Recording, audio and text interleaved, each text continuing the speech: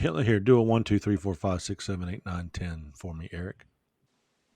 1, 2, 3, 4, 5, 6, 7, 8, 9, 10. 3, 2, 1, 0.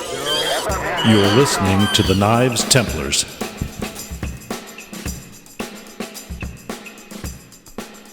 Hey guys, welcome to the Knives Templars. This is Chip Carlisle, and we're coming at you with Season 2, Episode 14. On the Knives Templars, we're here to talk knives, hives, lives, chives, high fives, and much, much more. You will find out. So, got my most of our gang here tonight, and we got some of our stand-in co-host, and we've got a new Maker's Mark guest with us tonight. So I'll go down the list. We got co-host Mr. Don Watson out of Florida. We've got Odisir Pinto out of Laurel, Maryland. Joey Terrio out of Church Point, Louisiana. Did I get that right, Jerry? Yep, Jerry, correct. Joey. Yep. I did. Got his city. I couldn't say your name in the first episode. Now I can't say the first one. Anyway, we're glad you're here, Jerry. Thanks, Chip. Thanks, Chunk. And we've also got Eric Rivers and a very special guest, Mr. Luke Berry, from over in the Brazelton, Georgia area. At least that's where he works. Luke, welcome to the show. Happy to be here. Thanks for having me. Now, do you live in Brazelton? Relatively close, within a couple minutes. Gotcha. Anything cool in Brazelton?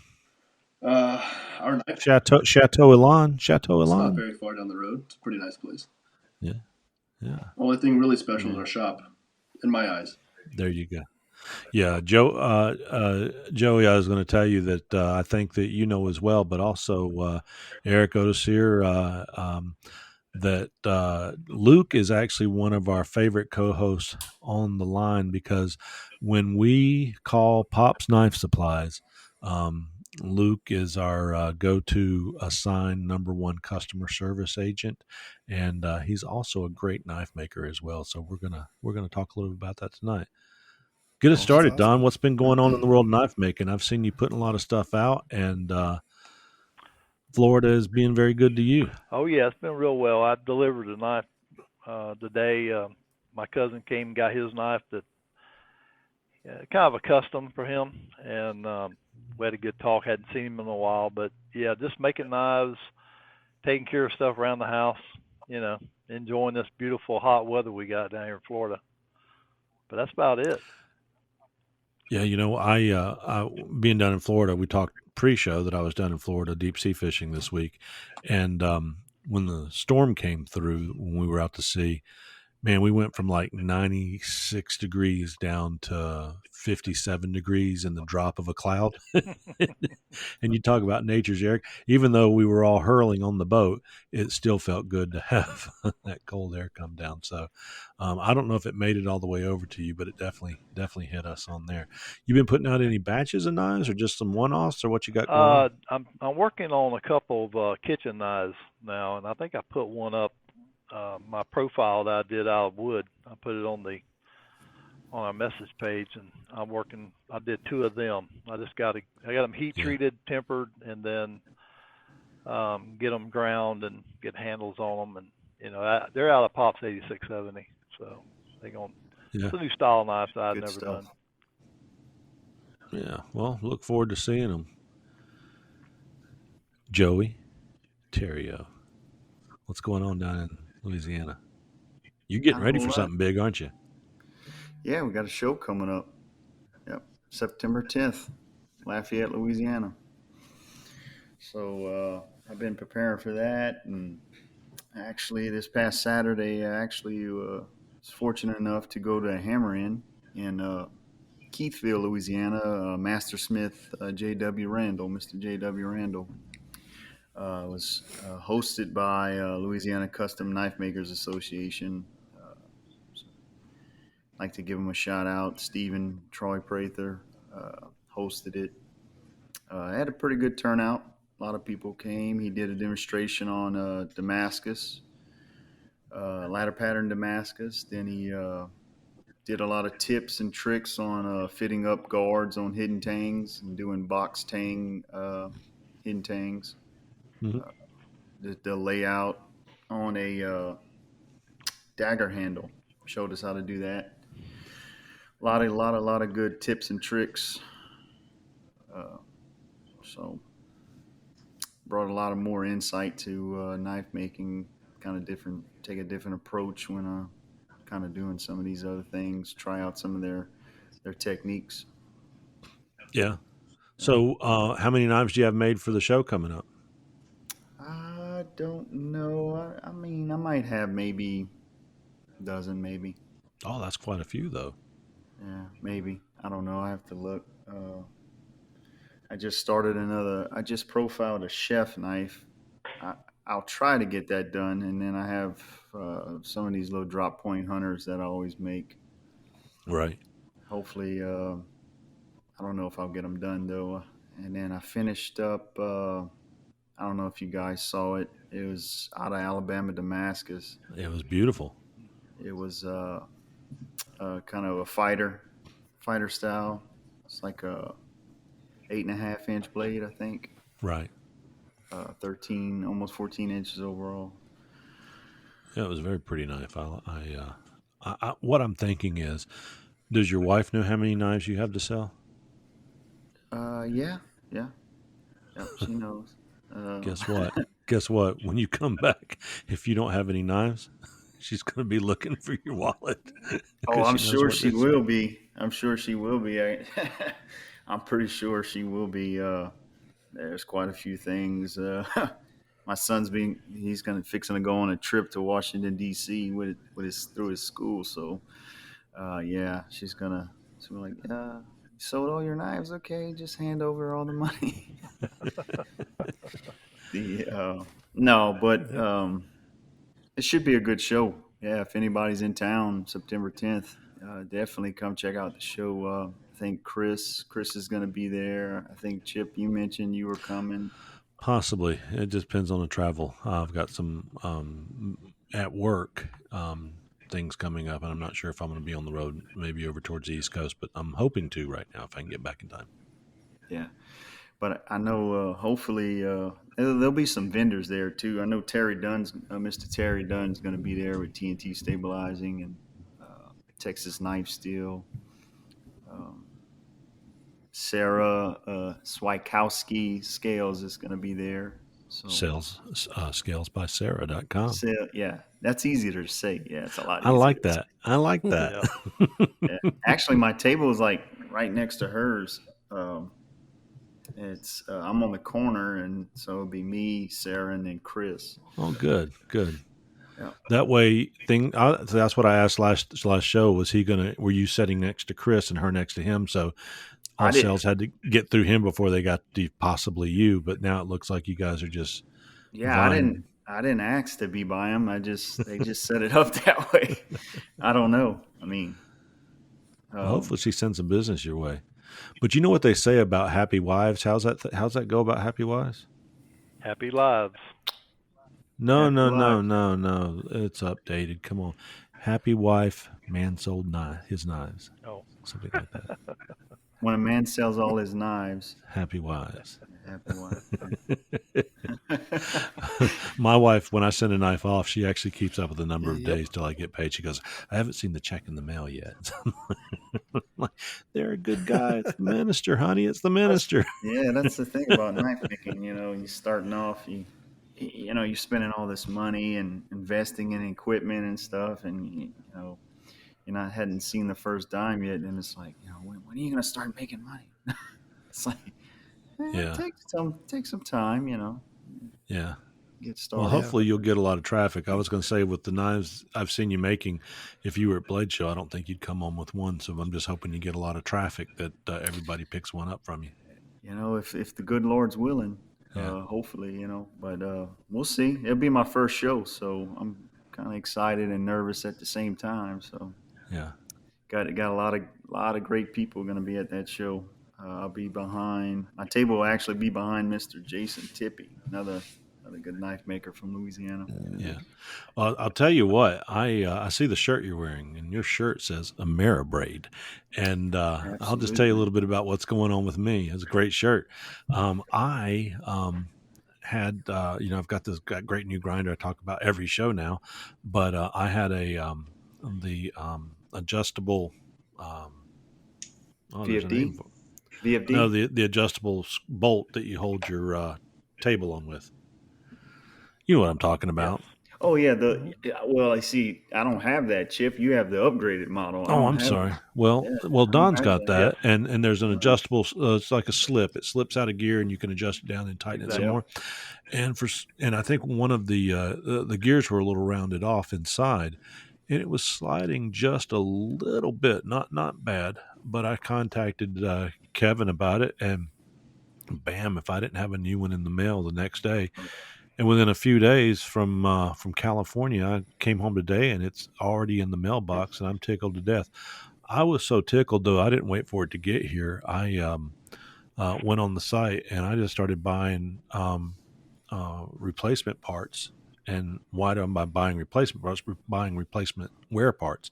So we know that some of your wheels and stuff will wear over time, and maybe they won't wear for 3 years. But I've got them sealed up in um, nitrogen filled bags. Not nitrogen. What is the stuff that they use in? It'll come to me in a minute. But anyway, I filled the bags up, oiled them, and filled the Natural. bags up. Natural. Maybe. And it's for stabilizing metal parts, so they're sealed in there. And I'll go over and check them every once. So I spent. Not only did I buy a few wheels, I actually went up and bought some T-shirt as well. So I've got a new T-shirt to go with my slightly older T-shirt. Because they did such a nice job, I want to throw some more money their way. So they're good. Matter of fact, let's talk a little bit Yeah. about buddies at Ameribraid right now. Hey, listeners, let's take a moment today to thank one of our sponsors for today's show, and that sponsor is Ameribraid Grinders. Eric and Kevin over at Ameribraid have sold thousands of these grinders, and they are super nice guys, and their customer service is excellent. I would know. I've been personally using their 2x72 grinder now for 2 years, and it has changed my knife making to a whole new level. So if you're in the market for or looking to upgrade from that 1x30 or 2x42, then give Ameribraid a look. There you'll find they have 3 packages of grinders to offer. They have a mastery package, a foundations package, and a get grinding package, in which all of them come at different price points. So I'm sure you'll find something that'll suit your needs as a knife maker. Also, Ameribraid has a ton of innovative attachments for their grinders. So listeners, you can find out about all of this at www.ameribraid.com. Go give them a look, see what they have to offer today. And now, back to the show. So, I've been real pleased with everything that I've gotten from Ameribraid, and I still have not used my knife sharpener. I'm just, I haven't gotten any throwaway knives, and I'm waiting for somebody with a lot of skill to come out and say, well, this is how it works on YouTube. But also been traveling a lot, so I need to get out there and use that soon.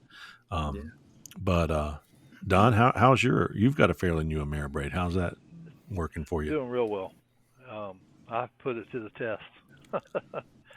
You're making a lot more knives than me. You had any issues with it? No issues at all. Isn't that wonderful? Yep, it's been good. Yeah, Been real well. Mine has been flawless, and I've been real happy with it. And every once in a while you can get a part that kind of turns out. I'm not quite sure. I don't know if they make that part or not. It may be a third party tightening knob that they put on there. I love the fact that they're using metal and you're not using Plastic. nylon or some other type of plastic material. So and that just makes it nice. But I've been real happy. So you said that yours is a little bit older model. Yours is only like a year older, isn't it, Joey? Yeah, right around the time I got my grinder, it's like Ameribraid was, as a company, I think was kind of in a transition point where they were just, the fastback model had just came out. Yeah. And they were really, Eric and Kevin was really upgrading and innovating and making new things. And Right. so mine happens to be an older, like the little, it's like it's got a little arm and a little swivel. Yeah. It just it's an older one. I actually wish if I actually wish I would get the other table. I may end up doing that because I want to get the knife sharpening kit. Well, do you have the fastback? I do have a fastback. Okay. I Yeah. don't have the old one. The I have a 2-inch tube fast. steel welded. Yeah.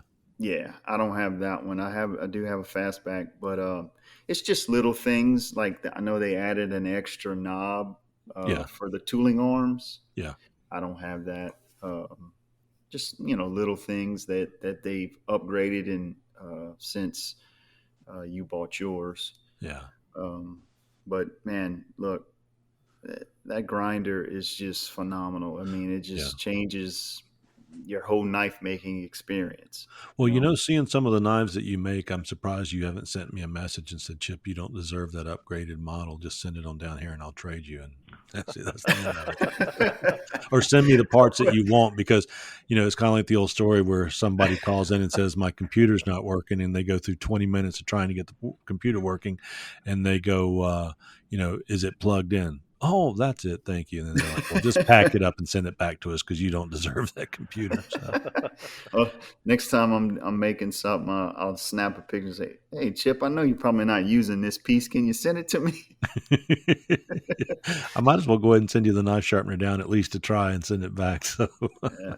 I bet you that thing's pretty cool though. I sharpen, like I said, I turn my grinder in reverse and sharpen the knives on the grinder that way with an Appleseed edge. But I'm pretty Yeah. sure that thing works wonders. Yeah. Probably. I'm anxious to see how it works for you because I've actually been holding back buying it, waiting on some feedback from you. so, Well, it won't be this weekend because I have to travel to North Carolina next week. But I'll put it this way: I promise you, next weekend maybe I will FaceTime with you or something, and we'll go through it together. You can give me some confidence. Every knife I'm making, as I mentioned, I'm sending them to people, so it's kind of hard to. I don't want to practice on something I'm getting ready to send out. But we'll see. We'll see. Mariberade's a great company, and they certainly stand behind their products. Eric Rivers, are you cooled off and nourished now that you really tell us what's going on? Because I see you've probably lost 10 pounds working out in the heat building that new shop of yours. Oh yeah. I definitely have lost weight doing this, but yeah, it's been one heck of a hot summer, and it definitely, building the shop solo. I mean, y'all got to see if y'all watched the video. It was or any of the videos. It's been rough. That siding was definitely the hardest part of the whole entire process. Putting up that ridiculously thick siding. But it was absolutely worth it, and I'm happy that I'm at that point because it actually starts to look like a shop, and it actually starts to feel like, oh my God, I'm finally accomplishing this thing. It's finally going through. But no, it's been nice, and I'm at a point now to where all I got to do is do some sealing, and I'm gonna do the whole Thompson water seal on the whole bottom of it, and then it's gonna be painted and trimmed and all that stuff, but I'm gonna be sealing the whole entire the wall that actually sits on top of the concrete, right? Instead of the ones that are on the outer sides. I'm gonna be sealing all of that to the ground, so it'll be Did you put G10 liners between the siding and the walls? What color did you go with? I could have. I do have black plastic between there. You do have liners. Yes, you do. Technically, you've got liners. Actually, you do have a liner. Yep. So I was watching you put those up there and, getting the one screw in to kind of hold it up. I loved your belly vise. the belly hands. Yeah, dude, I've got a perfect belly vise. You've seen me. You should have called me over. I could have held 2 or 3 sheets up for you at the time.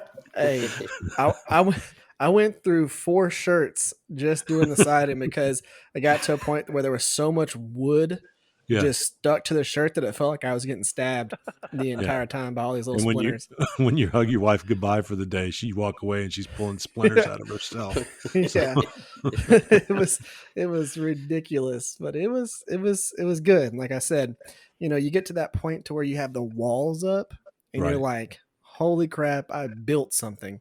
When you got the framing up, you feel like you accomplished a big step because it's no longer just a concrete pad. But Right. once you have the walls up and you can walk inside of it and it's fully closed off, it's pretty cool. But I've started purchasing the other stuff to do the doors, to finish some of the trim, start doing the roofing. I'm taking some vacation days. This not this weekend, but the next weekend, and Right. I'm gonna try and have the roof done and start working on the doors. I'm building the doors, the 2 double doors that are going the big doorway. I'm gonna build them from scratch and then kind of go from there. But it's been, like I said, it's been pretty cool. Probably be a little cheaper to build them. Yeah, yourself. Yeah, a 6 foot wide doorway. Yeah, they don't make cheap doors for that are stout You're not enough gonna to put up Pella French doors or Pella sliding glass. No. That's $1,000. They need to be sturdy enough to where if someone wants to try and kick them in, they really got to work for it. What you need to do is go to the barnyard over at work, or the boneyard over at work, and get you a nice slide out to be able to slide out and make a bed on the side of the thing, and then you need to put a sliding glass door off of some of those 36, 39, 40 foot campers that have the throw one of those in the front, and then just put a camper door in the side, and and a composting toilet. That's the one thing you forgot. And You've still got to go out you've still got to go out in the yard to use the bathroom. Hey, my roof vents are RV vents. So the vents that are going to be in the roof, you open them up like an RV vent, and it has the fans and all that stuff. It's, I get those for 12 free. volt? Are they 12 volt? Yep. Oh, cool. And I'm going to do a power bank with a solar panel, and those vents are just going to be ran off of that. I'm not going to have them hooked up into any of the power supply or anything. It's just going to have its own. And that way I can just flip a switch on the wall. Open them up, do their things. But that way I can seal them back off and don't have to worry about rain or other stuff. But it's cool. And Matthew is on. Yes. Matt. Yeah. But he's on his way down. Is he going to stop by your house? Is Matthew stopping by your house on the way down? On the 28th. Oh, wow. Yeah. Oh, no, he's going to be stopping on the way back. Yeah. Oh, okay. Well, he's headed down south right now, and he wanted to remind me he's got here echo cancellation, and I'm thinking to myself, I'm like, I don't hear any echoes. What's going on? And I'm looking at it, and echo cancellation's turned on, and he is so good that he's just reminding us from the road to make sure we're having a good recording. But I'm freaking out because I'm like, I can't hear it. What's he hearing? And he's not hearing anything. It's not live. He's listening to the kids screaming in the back of the car. But that's so cool. He's going to be able to come. Make sure you've got an extra stain brush, and when you go to seal the walls, because I'm sure you can at least get him to do a panel or so of that. Huh.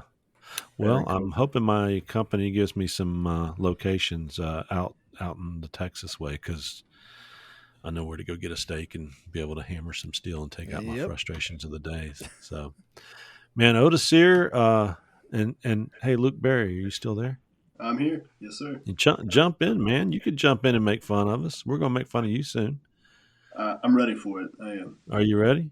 Yes, sir. Well, let's give Otis here a hard time. Here, tell him this. Ready? Repeat after me. You ready? I'm ready. Otis here. Otis here. If you had hair, you'd be Antonio Banderas. You'd be Antonio Banderas. Otis here, what's going on, brother? And Otis here can actually make fun of me this week because my beard fell out, but every bit of it. But Otis here, what's going on up in Laurel, Maryland? Not Same old, much. same old. Here we Same go. mode, same mode. Just doing my job. I haven't really made any. Well, I made one knife in the last 2 weeks. Yeah, Um, and took a step back and trying to make a better guard. I'm working on some projects for my guards hmm, to make it a more uniform from one side to the next. Is hard to keep especially when you're freehand grinding something. right. It is very difficult for you to keep it you know Yeah, exactly the same on both sides. So it's going to be a cockeyed, so to speak. yeah, it's something I So learned I at that came camp. up with this little idea, and I made several modes of just half of a guard, Right. right? So I can put it on one side of the knife, scratch, flip it, put it on the other side, and scratch again. So I'll have like a perfectly centered at the tip and Right. same profile on both sides. So it's the style that I make the most. Same one that I gave it to you and Eric. Same style guard. So Yeah. all I need to do is keep it more uniform on both sides, Hey, Eric. symmetrical. Eric, you want to hear what happened this week? What's that? I took my knife to work for show and tell day, and I showed it my Pinto knife, and I showed it to a couple people, and some guy said, "I want to buy one of those," and I connected him with Otis here. Otis here, how's that going? Nice. I mean, Well, we'll talk more later about that. But yeah, I don't know. he hasn't gone cold, has he? Yeah, ice, Ice? Well, I'll ice. have to heat him back up again because I know him real well. But I will tell you this: I told him whatever you charged, I'd sell him mine for half price and get you to make me another one. No, we never even got to talking about pricing or anything. You just put it on hold for now. I got a couple of things working on it, and I'll get back to you. It's okay, no problem. And he's actually that kind of guy, and he and I talk knives all the time, so don't be surprised. He's had an extremely busy week because Yeah, I work with no, him, and don't be surprised if he doesn't come back real quick. yeah, understood. There's no issue. It's just you know. Your knife is actually my only EDC right now. Oh, really?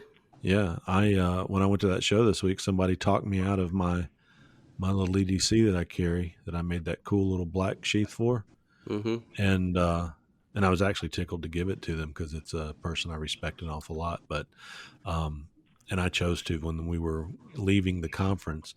I looked over at him and I said, "Here." He goes, "I've already seen that knife." I said, "No, I want you to have it." So I had a notice here moment. I know how you felt when you gave us your knives. That Mm. it's really fun just Yeah, yeah. gifting it some ways. And then I said, I didn't really like that one anyway. The handle was too short. I'm going to go back and make myself another one. Yeah. I mean, if you're gonna carry that one around, I would probably make a because you can do a better sheath for than I can.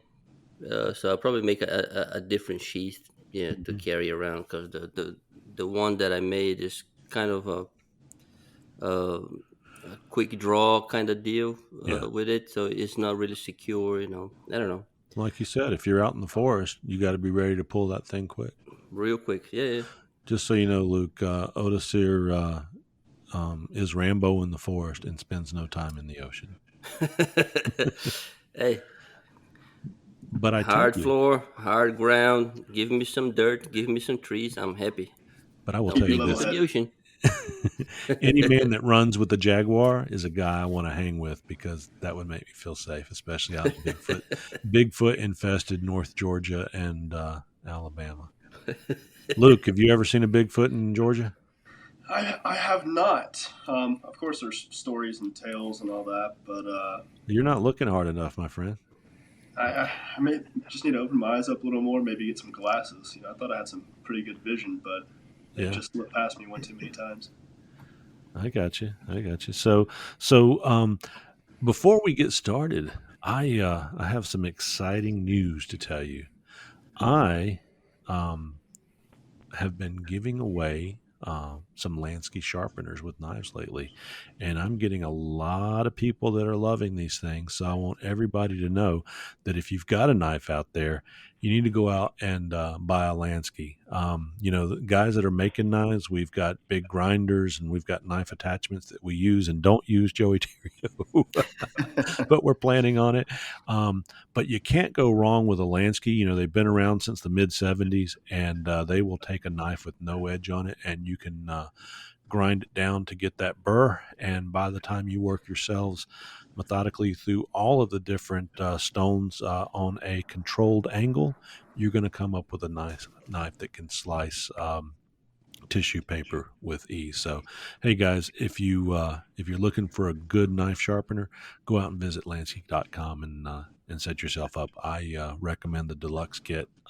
Either go with the diamond or the natural stone. They're both great kits. Anyway, coming back to you, Luke. I met you at Blade Show. You ran up to me and you said, "Are you Flotz Sheg?" And I was like, "Yes, I am." And you were my only fan there. Um, but I'm lying. I actually ran up to you guys because you were at the Pops Knife Supplies booth up there with you and McKenna and Dusty, right? Correct, yes, sir. Dusty was there and made buddies with you guys real quick because the company that you work for, one of the two companies you work for, sells great products. But I was excited about getting you on for two reasons. Number one is your energy, your enthusiasm. You're an all around nice guy, and you make knives. So welcome to the show as part of the Maker's Mark series, sponsored by Pops Knife Supplies. Yeah, thank you for the Welcome. warm welcome. I'm Yeah. happy to be here, happy to tell my story and be here with some like minded people and just kind of get down to the bottom of some things. Yeah, well, we're excited because you work with knife makers day in and day out, and we wish we could, but really not about that. Tell us a little bit about your journey into knife making. So it started around the beginning of COVID, locked in the house, watching Fortune Fire, as guys would do. And it kind of turned into more than just a fascination, more so wanting to actually get my hands on the machines, the supplies, trying to see if we can do it. Yeah. And this is a journey that my dad and I took together. I Uh-huh. remember my first blade show with him. I think it was actually right before COVID started. I felt like a So, kid is that your came dad a into. knife maker too? He is, yeah. He's one of the owners at Pops, JB Knife Works. That's Oh, his I'm just brand. kidding. I'm just kidding. I knew Yeah. that. Well, for those that didn't know, Of course, yeah. uh, Um, your dad is one of the four owners at Pop's Knife Supplies. Yeah. yes, sir. And so, how long has he been making knives? Um, I guess he's going on 4 years now, give or 4 take. years. Yes, sir. And so it's actually been a personal journey that you two have done together. Then you came in after him and started making them. Yeah, he definitely got a head start on me. I've been making now for, I'd say maybe around a year or so. Uh But huh. it's definitely a field that I love and definitely feel right at home in. Being, a part of Pop's Knife Supply, I eat, sleep, and drink knives all day, Yeah. and something that I really enjoy being a part of. It's turned into a lifestyle for me. What excites you? So you're, if I recall, 24, correct? Yes, sir. Finishing up your college degree. 8 classes left. I'm All almost there. right. Good for Yeah. you. Congratulations. Nobody can ever take that away. Seriously, congratulations. Thank Um, you. so with that, so are you thinking that you want to keep knives as a hobby gone wild, or do you think you'll pursue a career, or you're just not sure what direction you'll go yet? At this point, I'm just going where life takes me. I'm Yeah. enjoying it while I'm doing it. I really found a passion in making knives. While working at Pops and having my own knife business, I also am a bartender. And in any spare time I can find outside of that, I'm in the shop making knives for my own enjoyment. I just really enjoy doing it. Why am I just finding out you're a bartender right now? Uh, I work at a brewery, so I bartend and I serve right Huh. down the street from the shop. Yeah, Man, oh man, I wish I'd known that. I had you bring me in a flight while I was shopping. I could have, very well could have. Yeah, yeah. So, Yeah, go ahead. I'm just happy to be in the field that I'm in. I've Yeah. learned a whole lot from the owners at Pops. A part of my job working there is a apprenticeship under all four of the owners, Oh, wow. and each of them kind of brings a different point of view into teaching me as a maker. Some more motivational, some more down to the nitty gritty with tips and tricks when knife making. Mm-hmm. And I got to say that they're a pretty great crew at teaching me to do, what I want to do. And very thankful to be where I am. Yeah. You actually, I see you, don't necessarily want to get into the business of Pops per se, because we want to have them on the show later. But some of the videos I've seen that you guys have put out, I see you cutting up, scales and liner material and stuff, preparing it for the shop. So I assume that's a portion of your day there as well, preparing materials, cutting steel and so on. It is. That's something that Andy he's the lead on. Yeah. He takes a big lead in cutting stuff up. Yeah. But some of the stuff I definitely chime in and help with. I cut up a lot of, bar stock, pen stock, Okay. steel. As of recently, I've been trained on the table saw. It's a very dangerous tool. So Keep it took your a eyes while on that before. blade. No, it took a while before they were comfortable with me being on the table saw. But now Yeah. they definitely have me on there from time to time, cutting up scales, getting them Well, ready I'm for. a safety engineer, so I'm going to tell you, you only get those fingers once. If you get them back twice, they don't work as good as they did the first time. I'm just So, as cautious and now as that's, I was the first time I used it. yeah, anything to do with knife making whatsoever. Don, have you had any run-ins with Luke at work? I've been knowing Luke. I think I started making knives, and the first time I called Pop's Knife Supply, Andy answered, and then a little bit later they had Luke come in, Mm-hmm. and I've been knowing Luke over a year now. I know the day I was there. He's kind of helped me a lot, and if he didn't know it, he would go ask somebody, and so it's been a big help. Thanks, Luke. Of course, Appreciate it, Don. buddy. Yeah, so that's what we're here for, man. Yeah, the day I was over there, I was leaving. I think that Don was calling in as I was leaving. Yep. Spoke to him this morning as well. I at least I'd say once a week at least. Yeah. He'll call up and ask for either tips or tricks, or just to catch up. It's turned into more than just a business and a customer. It's, Are you saying Don's cheating on the rest of us, that he's getting insider information and we're having to learn all this by ourselves? Listen, it's all there for y'all too. You just got to call up to the shop and ask questions. Yeah. Joey, shall we have a vote? Is Don still a Knives Templar? Oh man, that's cold. That's cold. I know one thing, that super wheel, I will be purchasing one of those. Yeah. No doubt. Man, I used it for the first time day before yesterday, and it is amazing. I bet it hand is. sanding is one of the least favorite parts that I have in knife making, and it really is true what Andy says about it. I don't know if y'all have listened to his videos on it, but Yeah, I listen to all of them. you take it up to 600 grit and then hit it with the super wheel, the ultra fine, I believe Yep. it is. That's the 600 grit. There's Don there. He's got one of his knives pulled up. Super wheel, baby.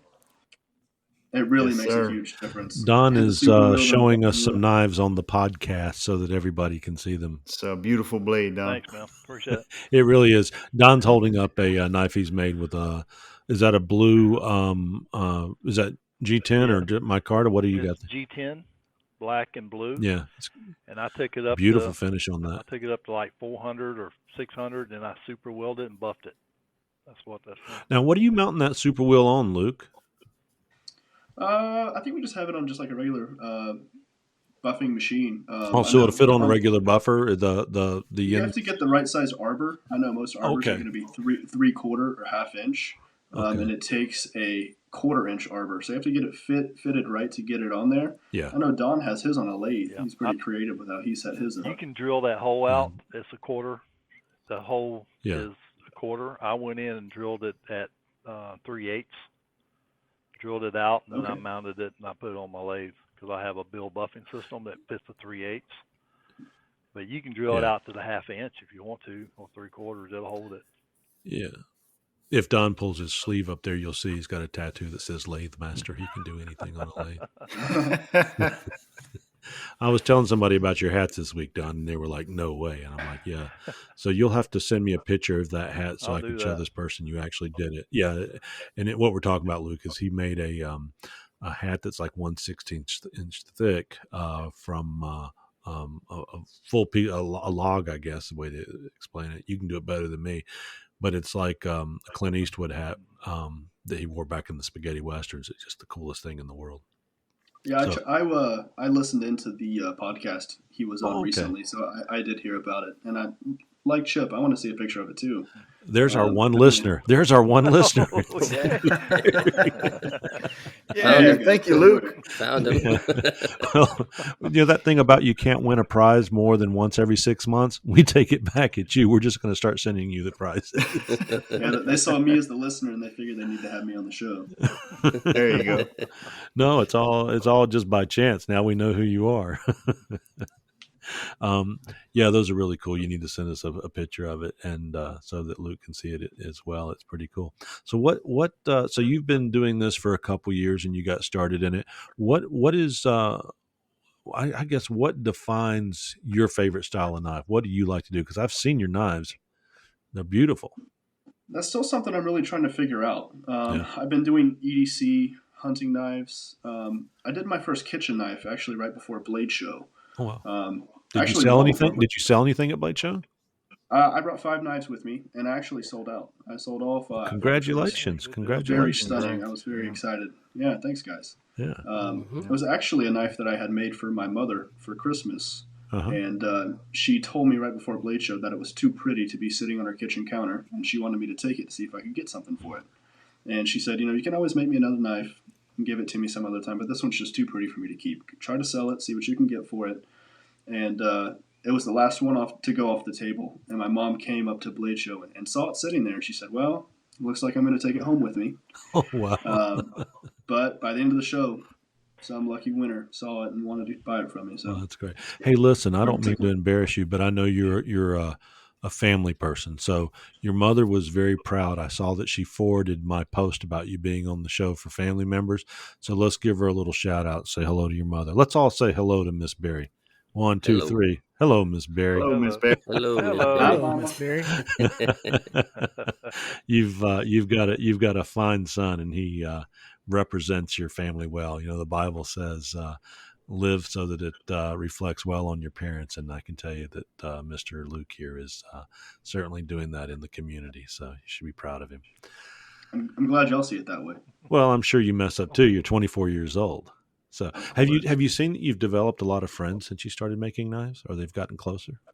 I have, yeah. I've had some customers like Don that I've connected with outside of just phone calls Yeah. at Pops, Facebook friends, Instagram friends, and just genuine people that I've made friendships from. I was just talking about friends from high school that used to pick on you that have all of a sudden become good friends because you make these really cool knives. I've had people that want kitchen knife sets, and I've been considering it. Yeah, well, I don't make kitchen knives for anyway because if you look at the police sheets, the credit card companies doesn't want us selling knives, but if you look at the police sheets, everybody gets killed with a steak knife or a butcher knife. Nobody ever gets killed with a hunting knife. So be careful selling those kitchen knives now. You make sure you know who you're selling them to. Is all I'm saying. I will. That's an interesting question for everybody here. What if a person wanted to buy one of your knives and they weren't a person of good character and you're not quite sure how they would use that knife, but they offered you $800 to make a knife of their design? Would you still make that knife not knowing how they were going to use it? I'm not talking about batoning it or anything. I'm thinking how they would use that knife as far as a weapon or what it was intended for. Would you still You're make that talking knife? about a knife of their design or just a knife? I'm talking about would you sell them a knife of their design or a knife in general, if you knew they were not a person of good character and that knife To a may be sketchy used person. that may use it for debauchery. Would you still sell that knife? Well, part of I've my always had the sales are mindset. on our Yeah. website. Yeah. Yeah. I've always had the mindset once it leaves the shop, it leaves the shop. I've got my money. I'm done with Yeah, it. I sell it. Whatever they do with it is their choice. They could be a butter knife for all I care. Well, I'm You telling you, know. you know who this person is. They come up and go, Yeah. this is my friend Edward Scissorhands Lukensteinman Dingen Funken Done. And Well, if he they're gonna do something crazy with it, that might as well be a really good knife. You imagine Yeah, man. Jason Make or sure it's really Michael sharp too. You Myers know, a I dull was having a knife just, crappy I was knife. gonna, is no good. Yeah, yep, gotta get through It them won't break. that bones. holds a good edge. Continuously slash. Yeah, man. Don, how about you? You and I are old farts. What would we do? Well, number one, I These try these not. guys have been Well, number one, I try not hang. these guys have been playing Grand Theft Auto. I think that's a hard question, man, because I try not to hang around people like that. No, but but I know. important question. Um, well, if I knew that person, man, I don't know. It'd be kind of hard. I don't like dealing with people like that. Especially business. But if you sell your knives online like Eric does, and some of y'all do, you don't know who's buying your knives. So does it really matter? I mean, Yeah, I guess that's different, but I'm saying you would know this person, and I'm going to tell you without a doubt, I would not sell a knife to a sketchy person um, if I had any feeling that they would use that knife in any type of violent way. Yeah, I mean, if they came out and said, "Look, I want to buy you a knife so I can stab such and such," yeah. yeah, I'm not selling it to them. I That's mean, no go. Yeah, yeah, that's different, right? But yeah, when you but say a sketchy person, you're talking just, he's acting, a person acting weird, or what? Erratic. What defines a sketchy Well, Eric person? was going, I'd sell Michael Myers a knife. I think I was clear. Michael Hey, Myers, I don't care what he might as well. Michael Myers might as well have a good knife. He's still a good knife. he doesn't talk though. He's been using the same knife since 1984. He's got a good knife. 79, we 79. 79, excuse me. normalized. Listen here, we normalized wearing masks on a daily basis. So I think, Yeah. hey, hockey mask, Halloween mask, it's whatever. Do your thing, I guess. It'll blend right and, yeah, get yourself a good knife. But no, a Well, lot if of my you're sales are on websites, so I don't even get to true. see a lot Well, of the in people that who case, buy my knives. in that case, you're right. You have no idea. But hey, Yeah. if we're going to make a good knife for Michael Myers, we might as well use Phoenix abrasives. All knife makers need abrasives, plain and simple. Here at Knives Templars, we're proud to partner with Phoenix Abrasives. I used to get my belts from another company, but they spent more time on marketing than they did customer service, sometimes taking 2+ weeks to ship my order. That's not the case with Phoenix Abrasives. They're obsessed with committing all of their resources to customer satisfaction. Whether you're using a 2x72, 2x42, 1x30, or something else, they've got you covered. They even carry Rhino wet sandpaper. So go to phoenixabrasives.com/shop and enter promo code Templars10 for 10% off your next order. So yeah, I mean, if you're into knife making, I tell you, Phoenix puts out some of the best belts out there, and I've placed my order for some of the aluminum belts for just knocking down handles and this, that, and the other that Chris had mentioned on the last show. So I'm hoping to see some really nice results from those once they come in. So you guys go out and check out Phoenix Abrasives. And so back to knives, I guess we are feeling that we would just sell a knife to anybody. Y'all hearing that ding come in? It's probably going to be on the podcast, but just so you know, I just got 2 sales that just came in. Ding, ding. That was 2 people saying, where do I send my deposit? So I think Jason and Michael Myers is listening to the show.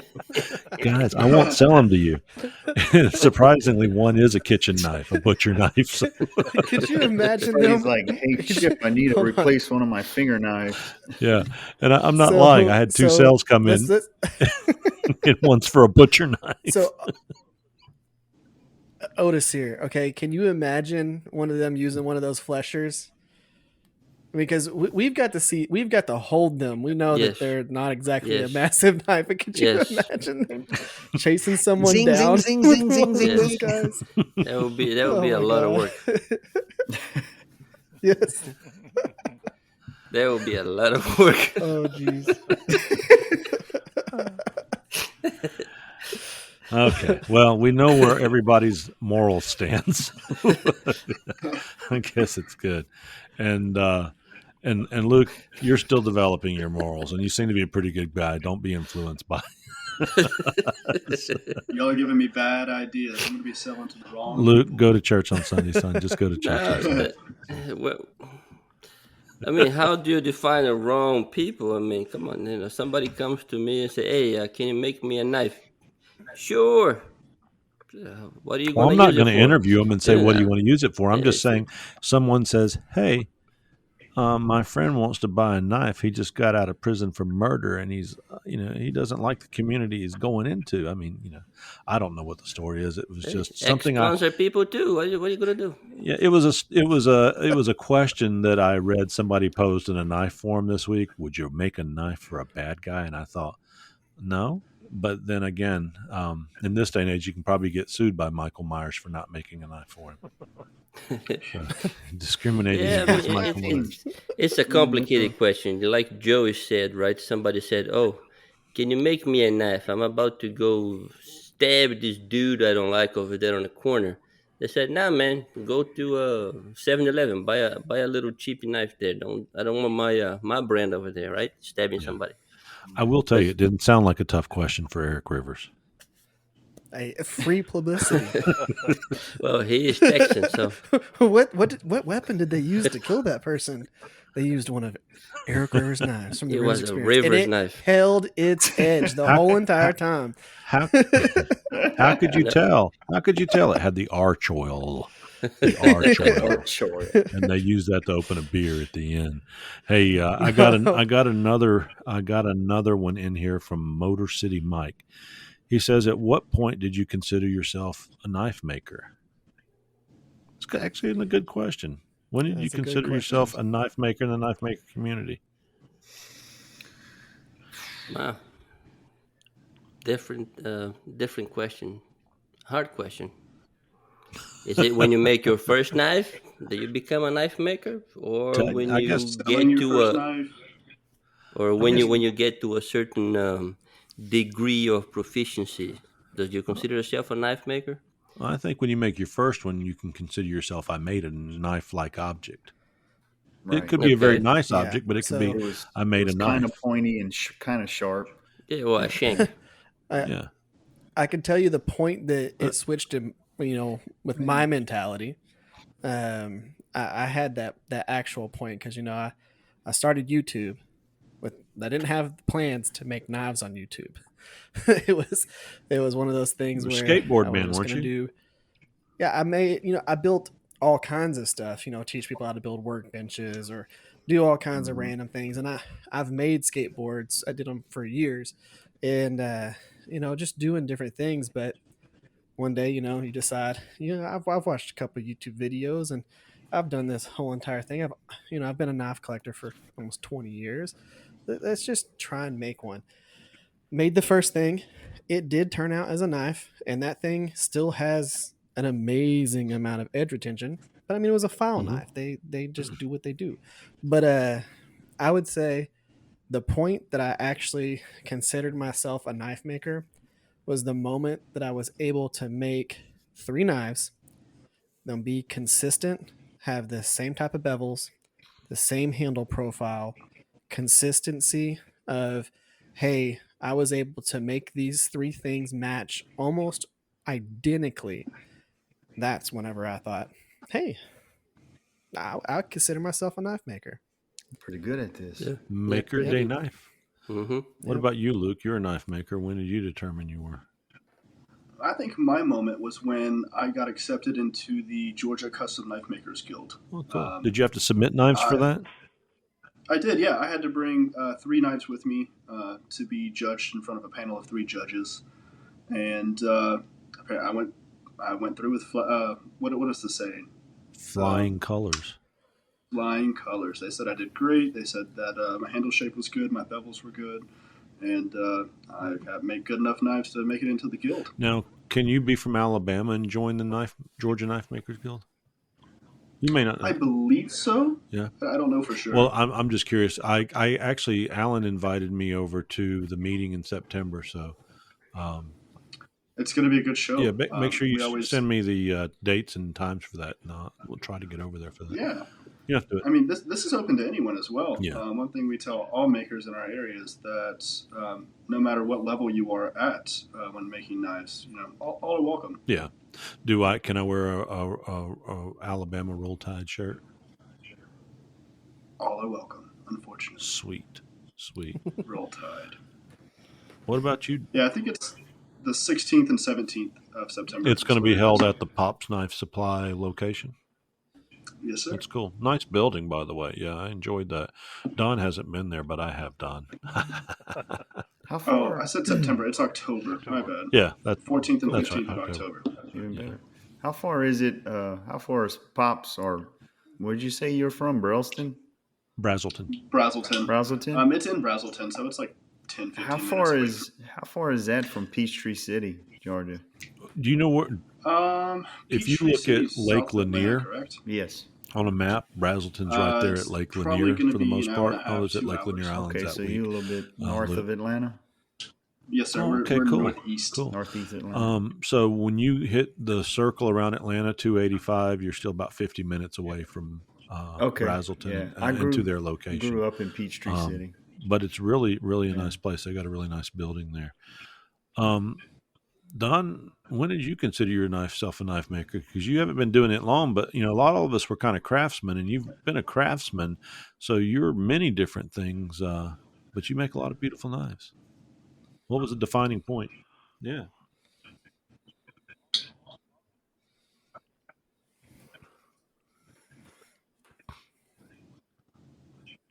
Thank you. I appreciate that.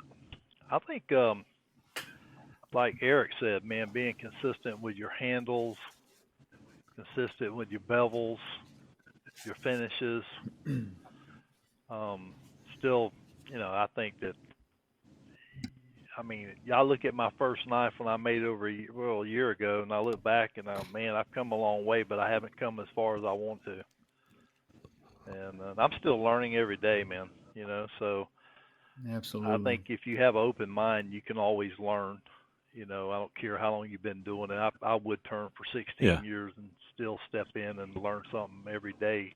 If I just open my mind up and say, okay, I need to, especially when you're watching someone else demonstrate, and if you go in with a mindset that, okay, I've done this, you'll never learn anything. But I always went in with open mind. I can learn from anybody. Yeah. And but I mean, being consistent, and then also, and what's really humbling when someone says, "I want to buy that." That's a humbling experience when someone says, "Man, I really want that," or "Hey, I want to buy it because you made it." That's a humbling experience to me.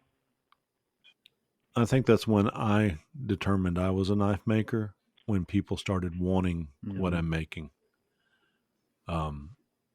Yeah, it was just a nice time, and really didn't have anything with making money. It was kind of like the guy that I said I gave the knife to this week. It really came down to somebody really treasuring something that I made, and I was just blown away by that. I'm the riff master on the guitar, and nobody's going to buy my riffs, so ding ding ding ding ding ding ding ding. But when somebody would tell me really what it meant to them to get one of my knives, I decided it was at that time. But you did wood turning, you said, for 15, 16 years. Now you're knife making. I just wanted you to know, I see a great opportunity down in Florida from some of the shopping and places I was this past week down in Florida. Do you live near a lake? We got a lot of small lakes where I live. Nothing big. Good. You need to get you some of them. Joey Terrio can help you probably hook up with some people. You need to get some of them chickens on a hook and hang them from the trees, because they're selling shellacked alligator heads everywhere in the panhandle of Florida. I'm telling you, there is money to be made in shellacked alligator heads. I believe it.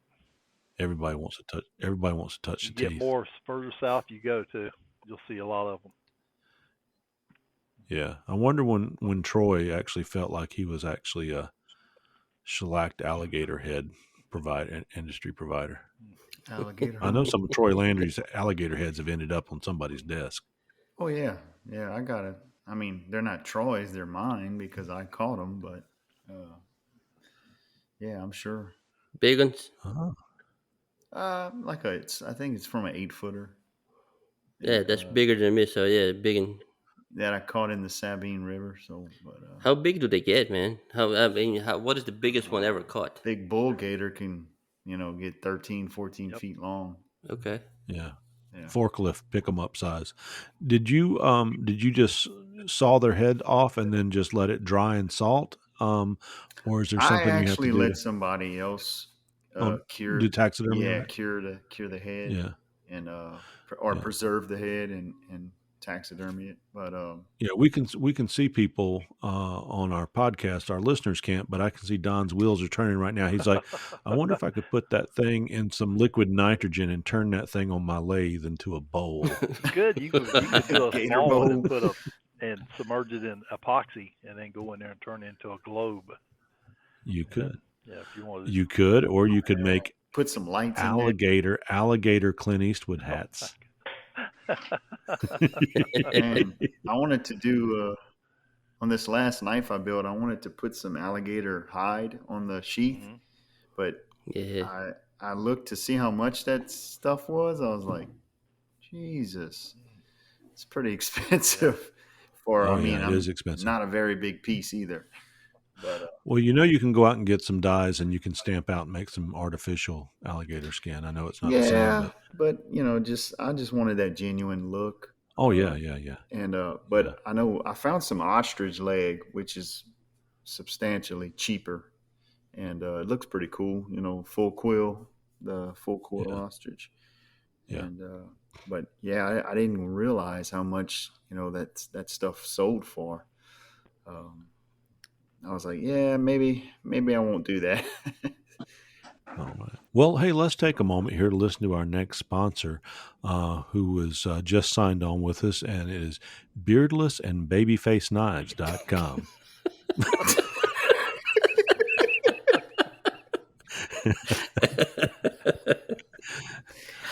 Babyface. What are we going to say about that? Did I have a beard when I saw you last time, Luke? It was full. I think I had a beard. It was down Yeah. to your chest. Yeah. Yeah, I just look like a gumball out of a gumball machine now with no beard. But I figured that'd make us laugh a little bit. And while we're sitting here in our Chester hammering, let's talk a little bit about Majestic Forge and hammering some steel. Be right back. Majestic Forge is owned and operated by Brian and Kayla Horn in Rushville, Ohio. With many years of experience manufacturing 2 to 5 burner gas forges, Majestic Forge is your #1 source for blacksmith forges, farrier forges, and specialty forges.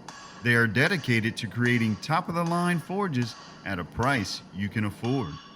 Majestic Forge has supplied forges to blacksmith schools, high schools, colleges, production shops, and TV shows such as Mythbusters.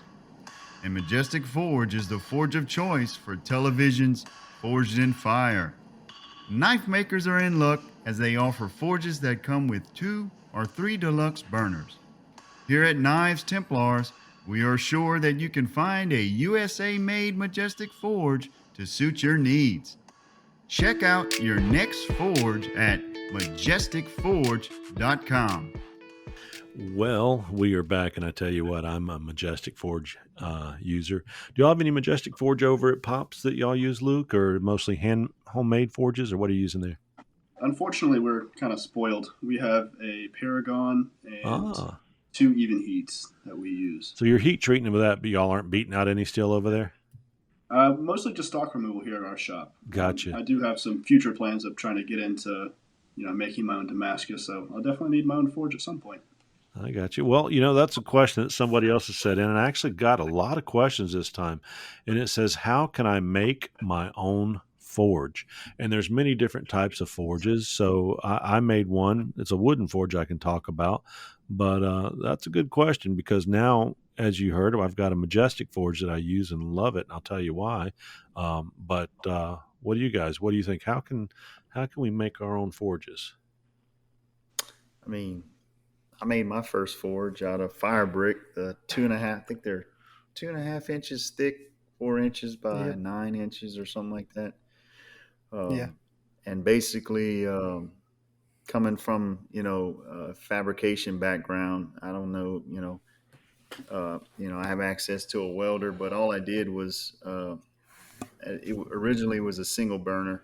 I got some 1/8 inch thick mild steel, stacked up the bricks, kind of just like Eric has his stacked up. But Mm-hmm. I don't know if you guys ever seen Dustin O'Hara's forge, the way he has it with Yeah. the all thread, and then he sandwiches everything in together. I have seen that. Yeah, basically how I made my first one. Oh, cool. Yeah, and it So we're using angle iron and all thread and drilling holes, pulling it together. yeah, making it Yeah. tight, and then I took the pipe's made out of black pipe, and then Right. I took one of those flange fittings and welded it on the top where my burner comes through. Mm-hmm. Did you make your burner or did you buy it? I made it. I made a Venturi burner. Okay. Hmm. Yep.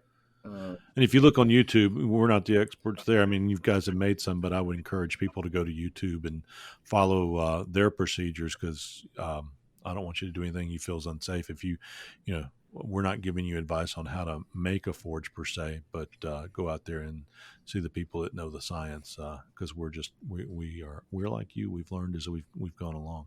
But there are a lot of videos out there. And did you get the heat that you were looking for? Because I know you went to a Majestic. I've just followed your trail, Joey. But Yep. what made you switch? I think I didn't have the volume inside. I made it too short, and that burner.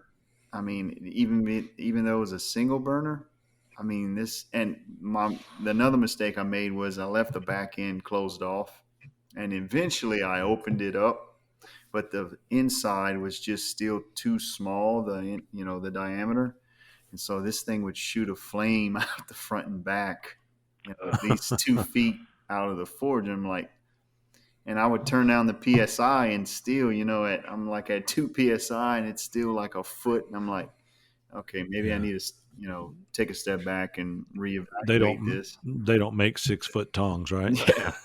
So eventually I was just like, you know what?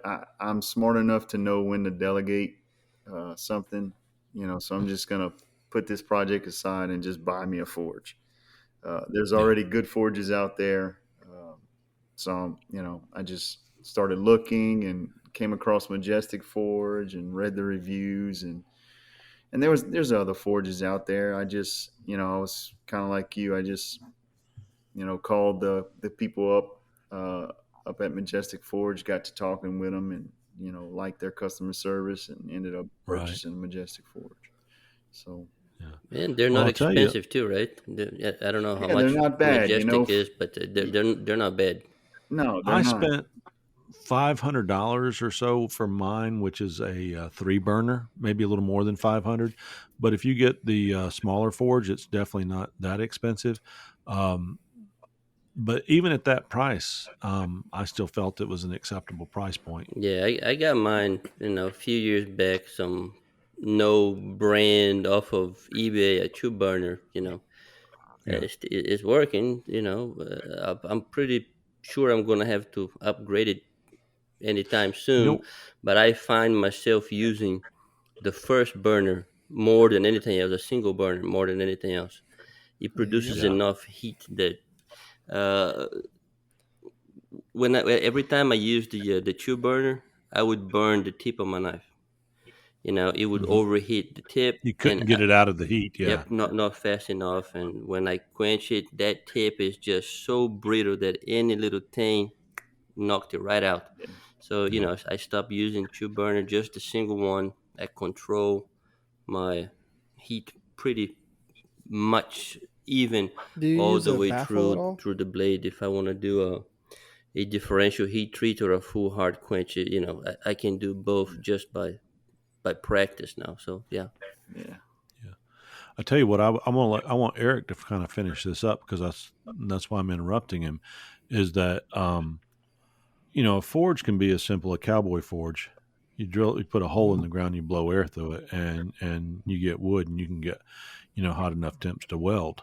The Japanese, have had earthen and clay forges for thousands of years or hundreds of years, um, and uh, and still use them to this day. So Mhm. my first forge was a cowboy forge, a black pipe in the ground. I drilled some holes through it, hooked it up to an hair dryer, threw some cowboy lump charcoal in there, and my first knife still sits in my office. It's a lump of metal, melted metal with a pointy tip sticking out of it. I actually melted it off, and I'd made two knives, so I didn't cry in the yard. Um, but uh, but I mean, I melted 1084 into a glob, except for the little sharp tip sticking out the end, and that's why it's kind of cool. It's kind of like it's You kind of pro- like the Terminator. It's kind of like the Terminator going down into the molten yeah. metal, except the hand freezes, it cools off just in time, just that tip sticking out there, Even just yeah, even though you didn't realize it at the time, Chip, you probably could have forged welded back together. It was so I hot. probably could have. Yeah. You know what they said on Happy Gilmore? It's all in the tip. It's all in the tip. It's all in the tip. So anyway, I was looking at the Whitlock's forge, and a very nice wooden forge forge that you use wood in. You may be able to use charcoal. I'm not sure, but I know definitely wood for sure. And I said, well, I can make one of those. So I made one with clay and sand and perlite, and put the hard fire brick that you can get at Tractor Supply in it, built up the sides, and put a top on it so it would stay dark. And my forge was made out of two wash tubs stacked on top of each other, top to top. And then I cut a round hole in the top and put a chimney in it, uh, so I could vent it up and get the smoke out of the way, but also just so I could kind of regulate it. I put a damper in it also, and that worked great. But I'll tell you what I found is I could not be consistent. Eric mentioned it on the last show. I couldn't be consistent on my tip. I would have parts of the knife that were really orange, some that were red, some that were kind of gray towards the end, unless I was making a really small knife. And back then, most of the knives I was making, and I guess I'm going back there again, are these, you know, 6, 7 inch blades, and trying to get the consistency in the wood was not where I needed it to be. When I went to the gas forge, which I'm only using one burner on as well, I bought the 3 burner because I've always made the mistake of buying something smaller and then selling it and going up and selling it. I knew that I didn't need 3 burners, but I knew I would never want for more if I bought that. Mhm. And I've been tickled ever since because I get consistent color throughout. I can sit there with a thermometer that I ordered and gauge my temps, and I can sit there and soak that steel in that heat for a predetermined amount of time, and be fairly accurate with my thermometer. And I think it was like 50, $60 with shipping, and and I'm getting knives that are so sharp because now that I started using, you ready? Pinto sauce. Nah, I have. nah, You wouldn't believe how much harder these blades are. And when I say hard, I'm nah, skating. nah. You're I'm kidding me skating. now, right? I'm no, not at all. The last knife I did, it's the first one in pinto sauce. I was skating 60 and 65 HRC Right? vial across that thing like Teflon. Right? It's beautiful stuff. Yeah. The thing I have realized though, do not, because I did some sample ones off of some a grinding test I've done before. Make sure your steel's not too thin because it quenches it so Yeah. quickly that if your steel's too thin, it's going to crack it or warp it. Yeah. Yeah. So if you've happened to do a Oh, zero grind or take something down thickness like 20. less than say a millimeter or so, you better quench it in canola or something else, or you're going to mess up the edge. Any flame How you ups? know that, Chip? How do I know that? We all have some research and development mistakes. I've told you I've got a blob knife with a point on it, but I do. I love pinto sauce, and because of your advice at the beginning, I got everything that was red hot down below real quick. After I pulled it out, after about 7 or 8 seconds, I've got it in an ammo can, one of the bigger ammo cans. Yeah. Gotta leave it in there at least 20 seconds to bring it all the way down to Did the it? 120. Okay, well, I was probably in there 7, 8, 9 No, no, seconds, no. and I Leave held it, it there. leave it, leave it. You're gonna So And have I'll a do that now. much really, you leave it that more long? consistent. Oh yeah, I hold it down there at least 20 seconds, maybe So longer. Yeah. what Have a happens more when? consistent quench all the way through. Well, you Especially if you're doing a blade that is at the spine. I like my steel thick at the spine, so it's hmm 6 mils at the spine, Yeah. yeah, and taper down to almost zero at the edge. So it takes a little longer for that spine to go down to black, right? And Right. when I stick it in, I can right. see it kind of just fades away, and the spine S- stays a little longer. So Well, I'll eight tell you, seconds, I So don't think is enough. your knives are much bigger than the one that I dipped. right. So it may have, just based on density and the amount of material, or based on the amount of material, it may have cooled because it cooled beautifully. Yeah, But I will tell you, I don't mind keeping it in there a little bit longer. I'll it do it wouldn't next hurt. time. No, no, no, no, it won't hurt it. And then I went up and I stuck it between two quench Yeah, plates and a vise, quench vise, and put it down, and it came out perfectly flat. And I was really amazed that when I took the files to it, yeah. there was the only surface scratching was the carbon that had come up to the top that was scraping off. There was no scratches in the steel. But I will tell anybody, I don't encourage you to do this. It's something that I am sampling and playing with, and don't do this at home, kids. It's don't play with the pinto sauce.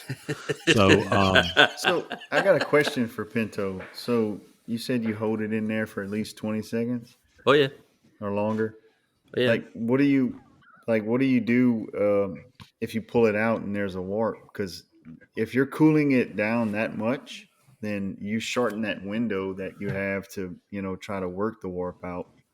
right, I will. The warp don't. I mean, it bothers me that it warps first, right? I don't want to. I Right, don't want to see any warping in there. But the right, warping, I will take it out two ways. One, I will clamp it on an angle iron or something, and during the tempering cycles, it will straighten it out. hmm No big deal. Or if I want to go my little hammer technique, I'll use that afterwards, and it pulls it right out. Mm-hmm. okay, So yeah. yeah, I I'm mean, I'm just asking because that the master smith that during that hammer in recommended. He told us his whole heat treating process, yeah. and he doesn't use Parks 50, and because he saw some discrepancies with it, he said he only uses AAA. But he only holds the blade in there until all the hard bubbles are gone. Once all the hard bubbles are gone, then he pulls it. Well, the Um, main reason I keep it submerged all that those 20 seconds, sometimes longer, is one. I don't want to run the risk of a flare up. I don't want that fireball that you see on right, forged in right, fire and things like this, right? It is not a good thing when you pull a knife out and you have that big old fireball. You haven't quenched it properly. So I rather over quench it if that is a thing, right? Rather than right, under. So you just keep it in right, there. You and deal with the and warp later. Especially yeah, with you're pinto using sauce. pinto sauce. You're not using a formulated quench. Yeah. Quenching.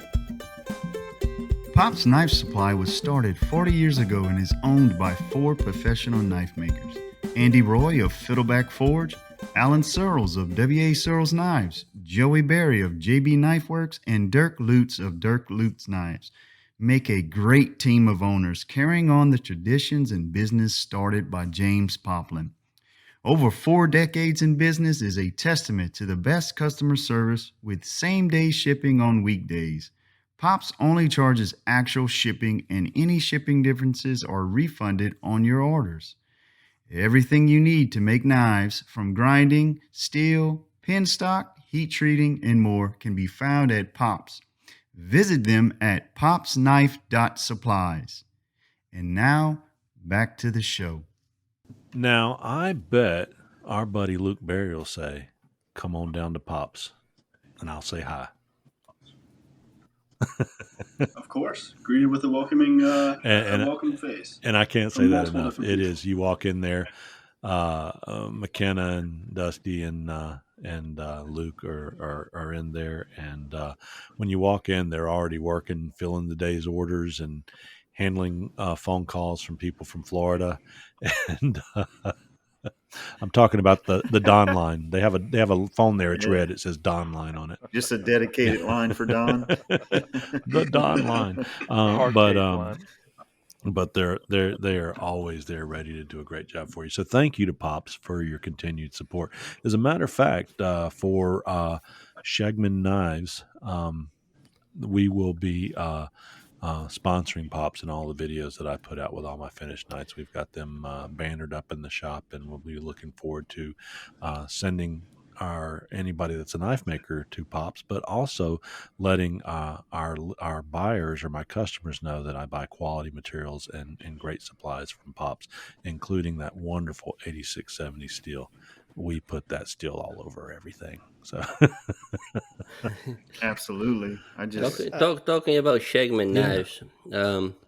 I saw the last picture you posted. Is that a little Trotsky flare I saw on that knife? I made that particular knife last September, and people thought I just made it. Occasionally I change my pictures because I look like a Charms blow pop with no beard. I look like so I don't have a picture of me up on Facebook. So I stuck a picture up of a knife. It looks much better than, well, Otis here. Because when I saw that knife and I saw it was your picture there, I said, did Chip just buy a Trotsky knife and No, post it well, as thank you. his? That's actually a great compliment. And Mike Mikkel, I think, is who is the owner of Trotsky Knives. As you guys know, that I like him, like the 16-year-olds, like the Beatles back in the '60s. I just love his style. I love his videos. He just he reminds me of somebody that really knows their craft, and it's just something cool. He's not the best knife maker out there. He's at the top, and he's certainly just a very impressive guy. And he's from Poland as well. And I love the culture. When I was up in Detroit, we lived next to the Polish Cultural Center, which was about the size of the World Congress Center in Atlanta. Luke will know what I'm talking about. And it's just a big building. So the Polish culture, just a wonderful culture. So thank you for thinking my knives look like one of his. Yeah, I mean, when I saw that one, I said, okay, that Yeah. really looks like a Trotsky. I mean, Yeah. either it Chip did. bought one and put his stamp on it, or what's going on here? Actually, that piece of steel came out of the Bankhead National Forest in Alabama. It was a truck that had rusted into the ground, and there was a piece of leaf spring still setting with the axle. And I pulled that piece of leaf spring out of there, and that truck was probably 50, 60, 70 years old. I don't know. It was an old truck. So yeah, that was kind of cool.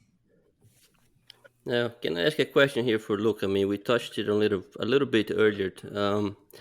You said you haven't decided what's going to be your sort of line or preferred style of knife, but do you have a Yeah, my specific niche. kind that you like personally? You know, like Mr. Chip here, he likes Trotsky knives as one of his favorite ones, right? Do you have like a preferred style that you would like to get into more than just Um, an ADC or anything like that? I know there's a certain look that I'm trying to go for. I want to implement brass and copper and maybe at some point bronze into my knives. I really think it just gives a unique twist to You mean, are work you that I talking like to about call like in mine. the steel I don't or know. in the things that the Fittings fittings and and handles and handles. such? Right now, with the equipment that I have, I've been mostly Uh-huh. doing with the handle. But I know that there are a lot of makers and people out there that are implementing copper in with Damascus, and that is very Yeah, what intriguing is to it me. called? A gumai? I've seen some, I believe so, something Yeah, like that. But I've seen some really interesting work from some of Kumai. our customers at kumai. Pops where they've been implementing that in there, and it's something I really want to get into at some point. Yeah. Yeah. I, But if there's a maker out there that I'd like to say that I'd like my knives to look like theirs, I'm not sure if y'all are familiar with Paul Liebetard, but his knives are perfect. His fillet knives, his K-bar style knives. He makes just some really Very. quality knives, and Yep. it's a maker that I'd like to hopefully reach his I quality thought mark last someday. night when we were doing our Yeah. sound check that I finally convinced you that I was your favorite knife maker. You said it last night. You actually Tried. said it, but you went back on Tried. your word. Well, I've had 24 Uh, hours to think Create about it. that's And I good. think That that's a what they say. quality Always answer. give yourself 24 hours to make up your mind. Much clearer head in the morning, and good for you. Good for you, Luke. Good for you. I'm not Okay, bitter about it. guys. Let's take a vote. Is Luke Berry a what do we call it? A genuine, a certified, a knives Templar for life? Yes. Yay. Yeah, I'd say man. so. Eric. All right. Well, Yeah. who's your The army who's your grows. favorite knife maker, Luke? Yes. No. Yes, you were in like Flynn, brother. You are a welcome back as a co-host when we have openings. Sometimes our co-hosts have family matters or trips or just need an evening off. And if they do, it's wonderful. We got this pool of people that we can always pull, 6 or 7 people in, and it just makes for a good time. So, sir, you are a Knives Templar. So we're welcome to the team. You'll get the ring in the mail Thank if you, we guys. ever make them. Yeah. Yeah. Okay, yeah. I'll have to get my finger all sized up to Very good. And get if that we ever information make to them, you. I'll get you on the list. Um, As for me, right? My preferred style. I mean, I don't know. The guys here already know, but I like buoys and skinners and things like this, right? Outdoorsy kind of knives. And my my teacher who inspired me a lot was this master smith from Brazil, Eduardo Berardo. You might know him, might seen his work or anything like that. But I heard you speak about him his previously. handles were one of the things that really caught my eye, and I really look to emulate. And I think every day that goes by, every handle that I make, it gets closer to that point that I want to see my my handles get into. It's an everyday thing. It's a battle. Like we were talking earlier today, I've been making those little um, modes for my guards just for consistency's sake. It's gonna be a better batch of guards coming up. Also, his guards are very distinct and very something that really inspired me to start working. Mm. Whenever whenever you're making your guard, Otisir, guard fitting is so tedious. You're back and forth to the vise. I'm assuming you use it, you put it in a vise while you're fouling. Yeah. Yeah, I'm gonna send you one of the things the master smith shared with us was a little jig that he made where you don't have to really go back and forth to the vise a whole lot. Okay. And when you see it, it's like, wow, why didn't I think of that? So I'll send you a picture of it, and you can. It's super simple. You're talking about fitting the tang? I'm talking about to put your guard in while you're the slot, your tank slot. Mm-hmm. That way you're not back and forth, back and forth. You can actually sit down at your workbench and sit there and file what you need and fit it to the tang. And if it's not working, then you don't have to go back to the vise. In and out, in and out, in and out. It's you put it in a little jig and it holds it for you. Okay. Yeah. Yep. Well, I'll be interested to see that Yep. because the I'll, the I'll part send that you I a have picture. the most trouble when fitting the guard is the upper and lower shoulders. The top and the bottom, right at the spine and at the bottom of the choil. That right there, that's where I have a little bit of trouble to make it Yeah. fit perfectly right there. Well, Um, but the, yeah, the when you set up, one thing he told me when you set up to fit your guard is making sure that your ricasso is truly parallel. yes, If if you if that sets up the rest of the knife basically. And if you don't have, if that's not true, then you basically, excuse my language, you're basically working with a turd. Yes. Uh, you Oh, I know. know. I had some trouble before with some. I had this file guide,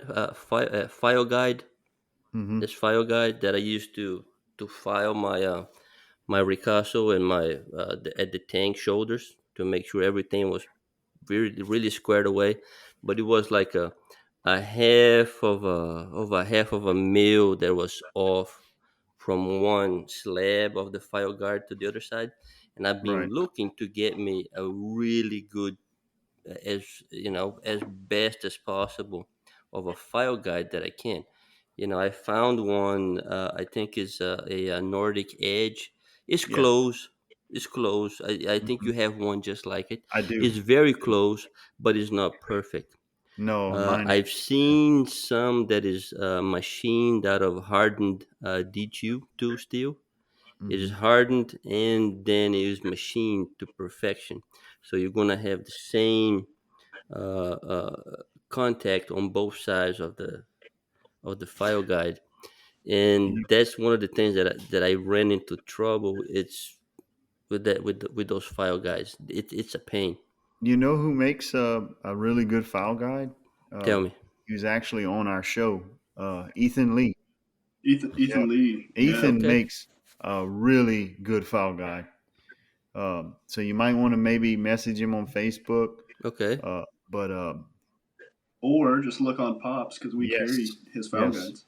yes, that's Okay. right. Okay. Okay. Y'all started carrying his stuff. What Yep. is the? I mean, a question there. Then look, what is the tolerances there? Is it like as smooth and as I even know from there's both carbide on pieces as top. possible? Yeah. Because that's where, I mean, that's where I run into trouble. Is one side of the file guide was just, I mean, almost imperceptible to the naked eye, but Mm-hmm. when you go to fit your guard against that shoulder, one side will have a itty bitty gap there, not even big enough for a piece of paper or a hair, but it's visible right there. And it's really annoying. And then you start filing and working until you get there. And it just takes a lot of time, too much time. Okay, guys, Yeah. I have to interrupt. Yeah. Our listeners can't see this, but you can see I found a site that makes custom stainless steel rings. I will be designing the Knives Templars ring All that right. will be available to our co-host in the future.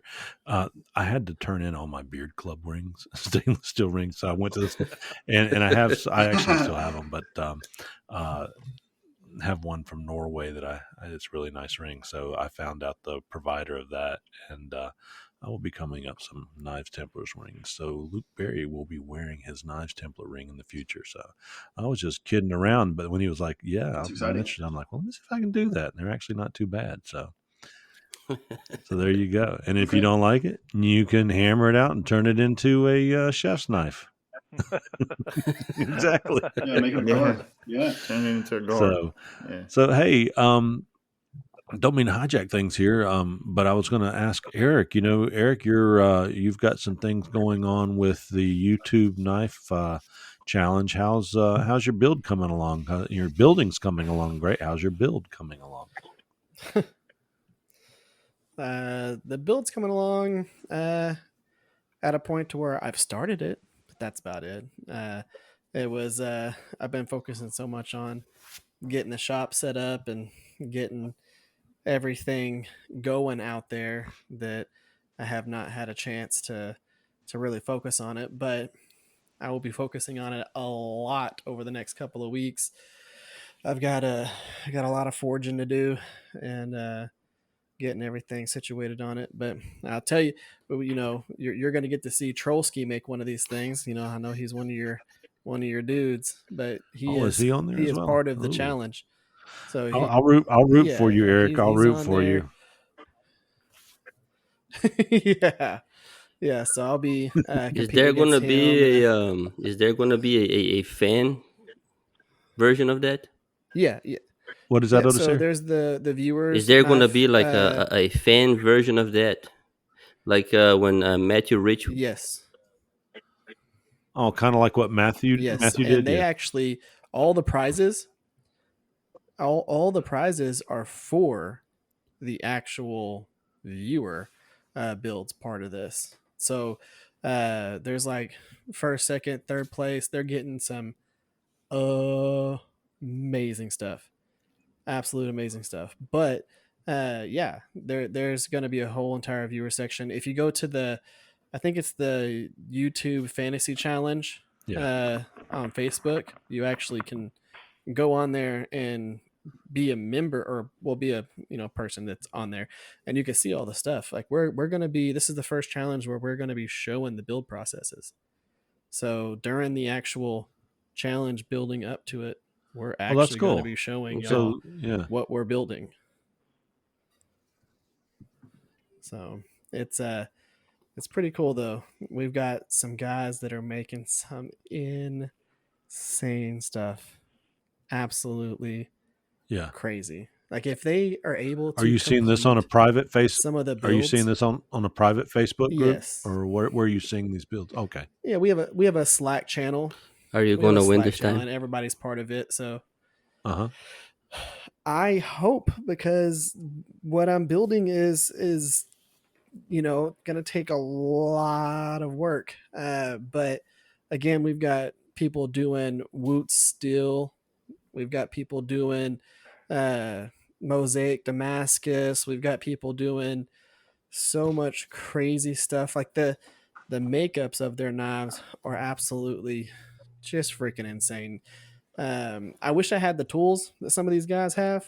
I don't have power hammer, I don't have a Right. press, don't have any of those things. But you have to make yourself creative enough. I'm gonna be doing the, it's gonna be epic. I'm still teeter tottering between doing the hand carved handle or doing like a really cool. I've got a really really really cool bone that I kind of want to use as the handle, but I don't know exactly yet which way I want to go. I've got to get the blade to the point to where I'm going to start putting a handle on it. Yeah. Yeah. Well, the It's good gonna be news cool. is I'm that going to you've start got releasing videos on it. yeah. The good news is that they'll all be making those out of their cracker box shops, and you'll be making yours out of your big cool new shop. So hey, Yeah. nobody's got anything on you. It's gonna be nice though. And one of the judges is of course Jason Knight. He's gonna be one of the judges for the bulk of it. So there's gonna be 20 people that compete, and then 5 of the top 5 from the last challenge.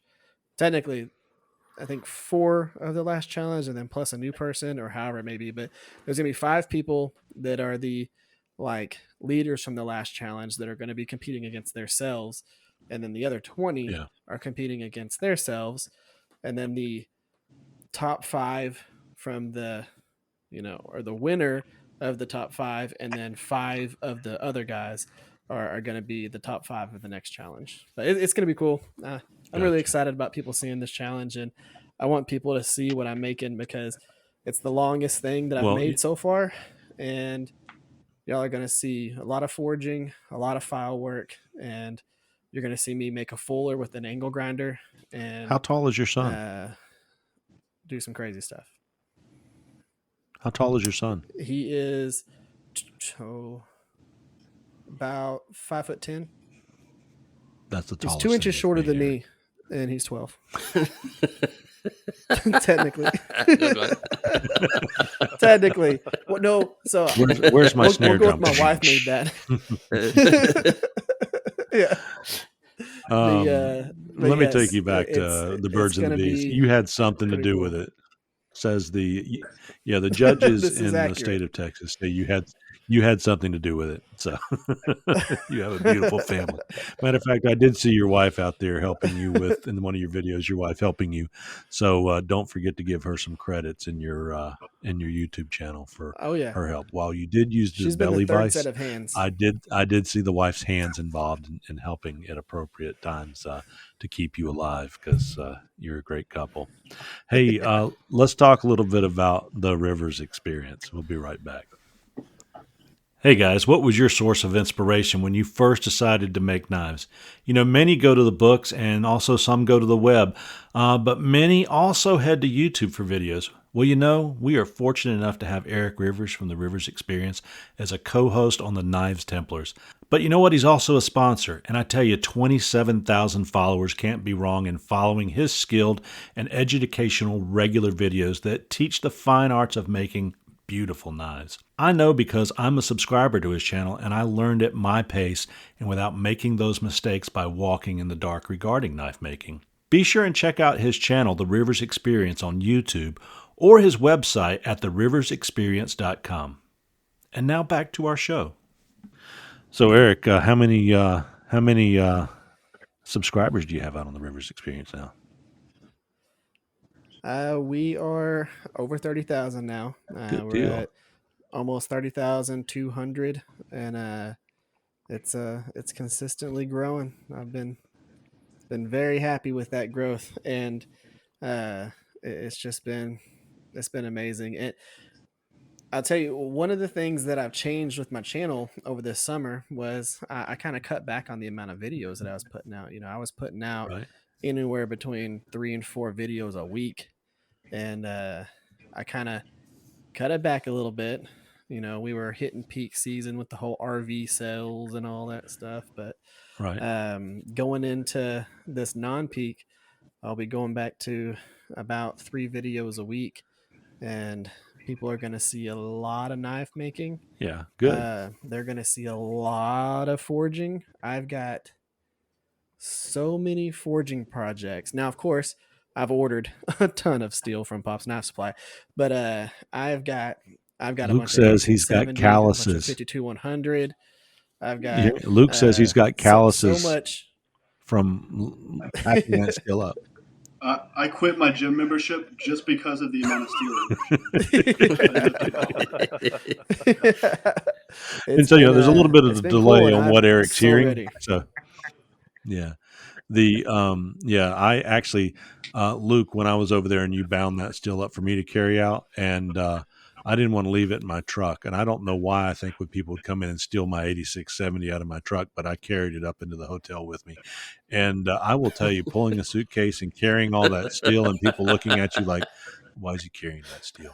But that's some heavy stuff. That's some heavy stuff, and it cuts into the hands It if is you, gold. yeah. Yeah. But it is gold. It is worth its weight in gold because it makes beautiful knives. But Eric, I am excited to hear you're going to be coming out with more knife making videos because you know the Rivers Experience, as we mentioned, has done a lot to teach a lot of people what they're doing as far as knife making, and you have a very unique take on knife making and sharing what you do as much of an educator and mentor as much as just another YouTuber influencer of knives. It's kind of funny though.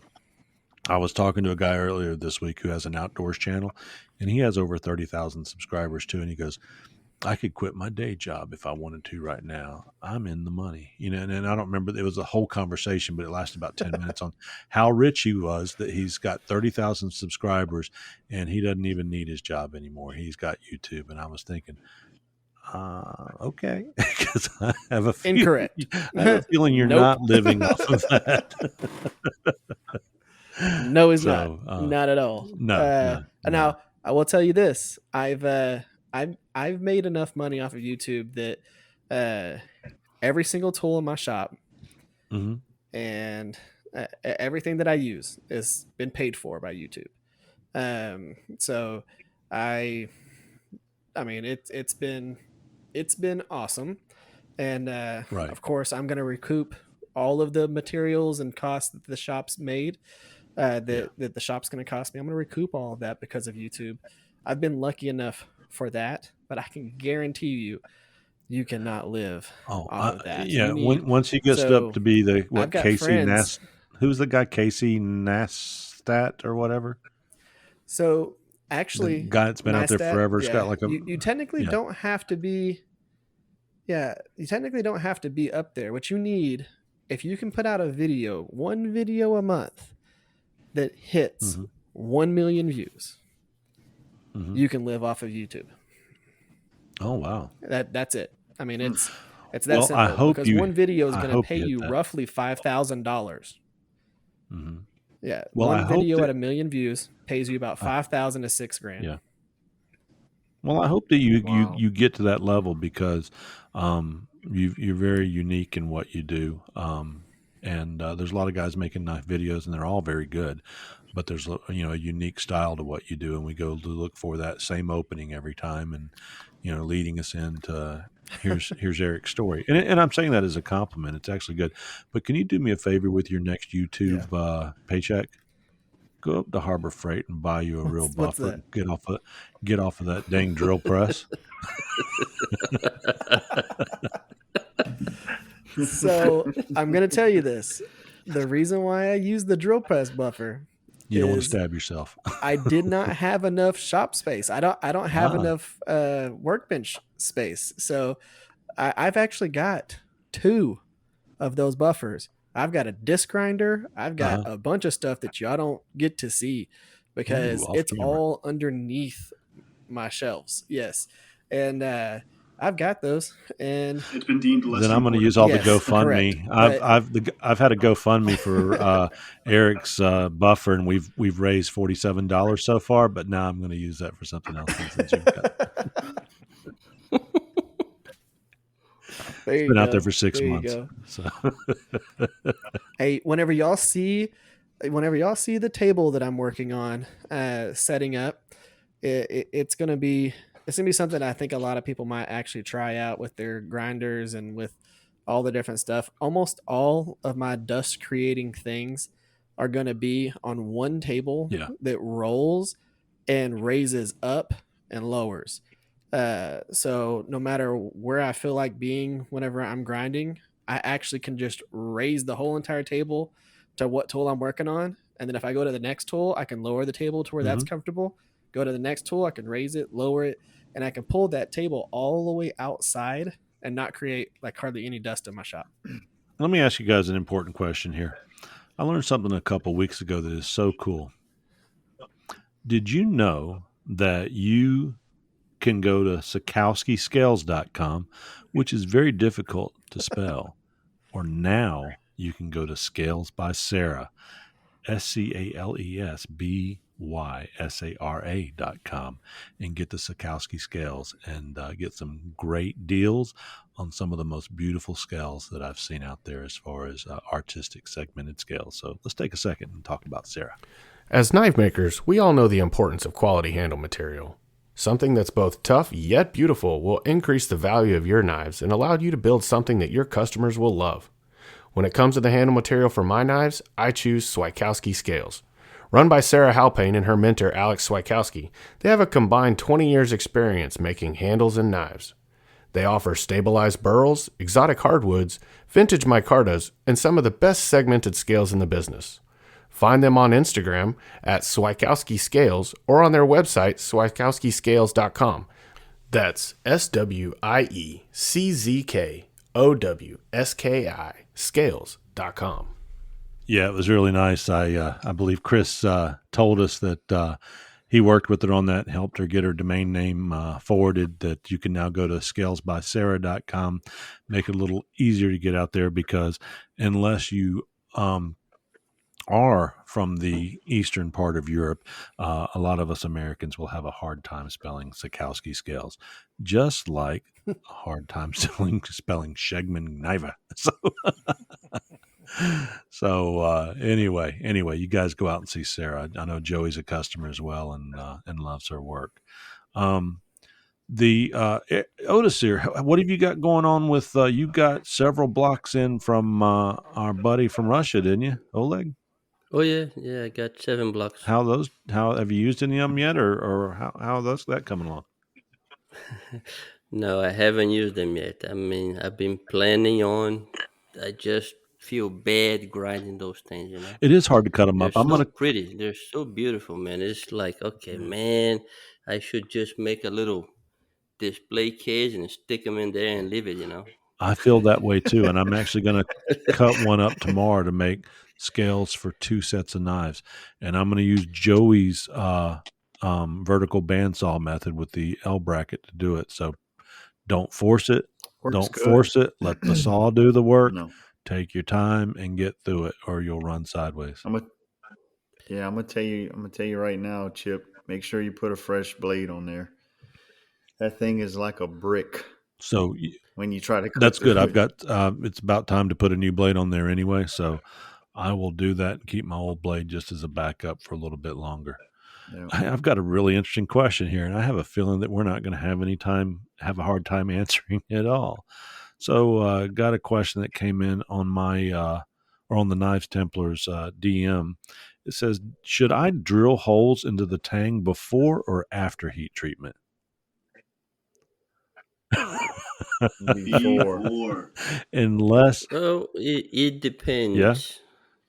It depends. Are you hardening the tank as well or I don't not? know. He just said, "Should I drill the holes before or after?" Because if you're not gonna harden the tank, so you can do it anytime. Oh, It that's don't true. matter. That's a good But point. if you're going to you do a full kind of hard deal. Well, I mean, if you're using an oven like Luke Hmm. is, right? Then you're gonna have a full hard Yeah. blade, right? So you Hmm. should do that prior. But if you do it like I do, I can either go with the tang being as hard or just a differential heat treat. So pick your Yeah. poison. Yeah. I mean, if you don't stick the whole blade in there, like, heat treating in a forge, you stick just the blade in there, but still a little bit of the handle soaks up some heat. Yeah. It soaks up some of that heat. And when you quench, it does harden, Yes. up to a certain extent down into the handle. Yeah. Uh, so Yeah. I would, Yeah. I Just would do your say best always drill before. beforehand. Yeah. You, Yeah. Of Yeah. course. Like I said, right? I mean, the full tanks that I make, I drill everything before any heat treat because once that thing gets hard, forget it. Uh, but it's a big depend. have you noticed that when you cut 8670, and Luke, you've probably cut more of it than many of us, that when you're cutting it, if the steel gets hot and then it cools down a little bit, that when you go back to cut it again, it's almost like the steel's a little bit harder on your blade to get through, and once it breaks through, it starts cutting again. Well, Yeah, when it spot comes from hardening. pops, it's like Yes, that. The Yeah, edges, they must cut it with a. They it's must the cut it with edge. a laser or a plasma cutter or something because it hardens the edges. When they send you the strips. Yes, But all I do, we've told our customers to just roll it into it with like the that's what I edge do. I of the started steel rolling it. into the Yeah, bandsaw blade, and yeah, then yeah, flatten it Hmm. back down once you get yeah. into it. A 16 yeah. I Yeah, millimeter just, style. I the spot normally just hardening. take it. Yeah, I I take had it to that the before in grinder and 5160. Yeah, that was just I unique because I was cutting some 1084 and nothing. But when I noticed when that 8670 got hot, and if I had stopped and walked away from cutting out a profile, when I went back to hit it again for that first millimeter or tenth of a millimeter, it was hard again until I broke through that surface. So yeah, that yeah, was it'll neat, air. interesting. It'll Yeah, air. Yeah, it'll air harden a little bit. yeah. So as far as There's a lot of steels that do the that. oh yeah, Yeah, 5160 oh does really? that. Yeah, Oh I Yeah. had I had that happen to me on my last knife I made with the Alabama yeah, Damascus. I was using an angle grinder to cut my profiles, and that would heat up the whole thing. And on the handle, when I went to drill my pinholes in there, and the excess glue, just like the Eric does, a little extra holes in yeah, there for weight dissipation and whatever, yeah, and glue getting through the thing. I had a hard time. I had to bring that knife into the forge, bring it to temperature, do take it out, cool down in the air, go back two or three times before I was able to finish punching through. yeah. just because the little Yeah. spot hardening that it happens. And I think that 5160, that's the main steel that they use for Alabama Damascus. Uh, It They was do. a little Yeah. little lesson there. They use gotcha. a lot of it. Yeah. Yep. Which, And then the man, same yeah, thing for tool yeah, steels. yeah, Tool steels air Yeah. harden yep, fast. Man, it's crazy.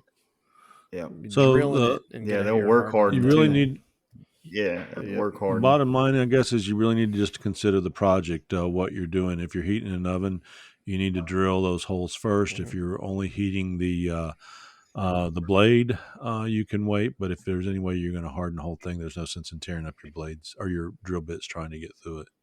So that Yeah. makes sense. That makes Yeah, sense. yeah. It doesn't matter, Yeah, I've actually stopped. even if you're Last using knife, last cobalt. knife I made. Use good drill You bits. guys, yes, yes, yes, most Yeah, definitely. cobalt drill bits. Last knife I made, Chris finally influenced me. I like being influenced by you guys. Might have been Don also. We were on a show. We were talking about finishing your blades and how some of us will finish them very nice. Then we throw them in the heat and ruin them, bring them back out, sand them again, then temper them or whatever. And the last knife I made, I cut out the profile, filed it really nice, or grind it really nice to shape, and then tempered it, and then heat treated it, and then went back on that Ameribraid and ground it out at that point. Just making sure I kept it cool and feeling it with my hands as I went along. And I tell you what, I loved it because it cut out a whole sanding step by doing it that way. Unless I wanted to do a lot of sanding and finished up, but I think you guys know I kind of like that crisp, vertical grind in my knife, so it just worked out beautifully. So the things we learn. Hey guys, we've almost been on here for 2 hours, and we've got a few minutes left before we go into an after show.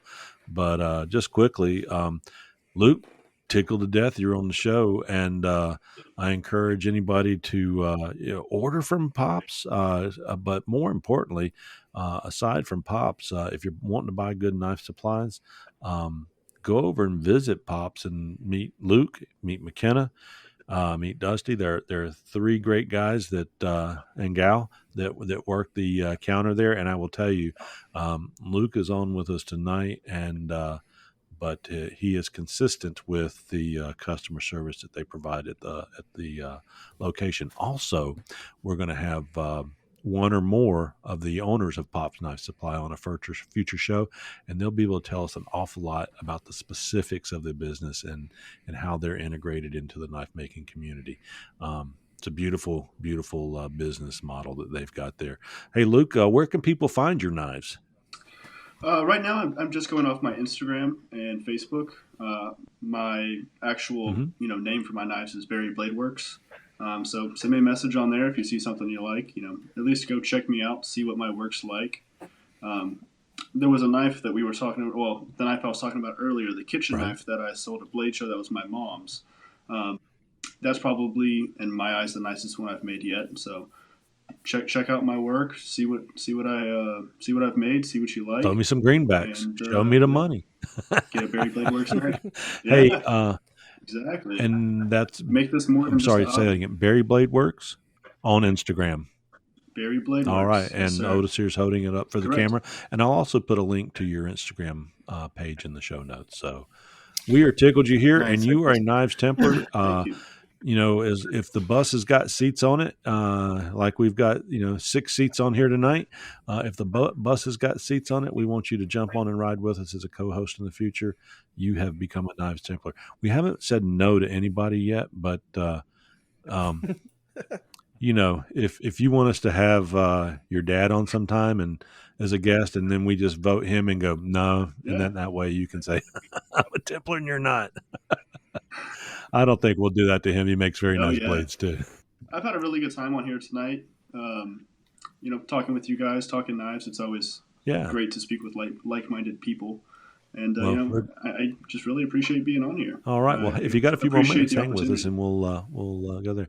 Otis here, what you got going on? You going Yeah. to jump back into knife making? Yeah, soon enough. I think Sunday I'm start a new Yeah. piece. Haven't decided yet as to what I'm gonna do. I was thinking about a Yeah. Nesmuk style blade. Yeah. Beautiful. Yep. So I cleaned up the design a little bit. I sent that picture on the group earlier Yeah. in the week, and a rough sketch, Well, and maybe this one or maybe something else. I don't after know. talking to you earlier in the week, I think that you and I can probably put together a business if you want to throw our heads together.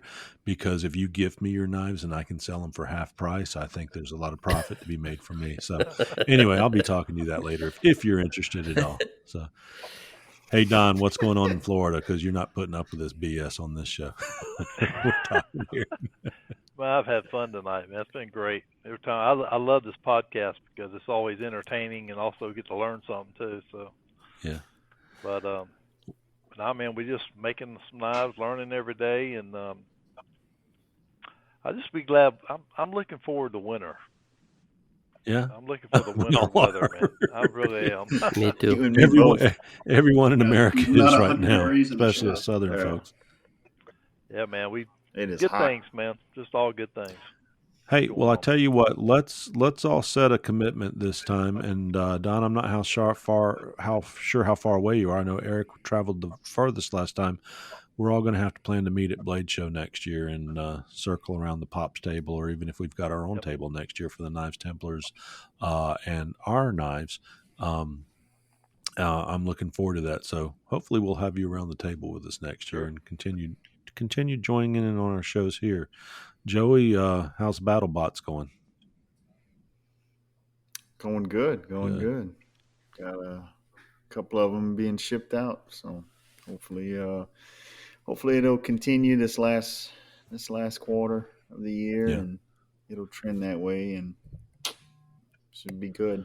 Yeah, you're going to have to influence the father-in-law to become a knife maker so he can start doing some of your apprentice work while you're cranking these things out, and you got to make them more profitable than the. Um, but here we go again. Yeah, It's I know. all in I the knew what hips. you meant. The toolbox.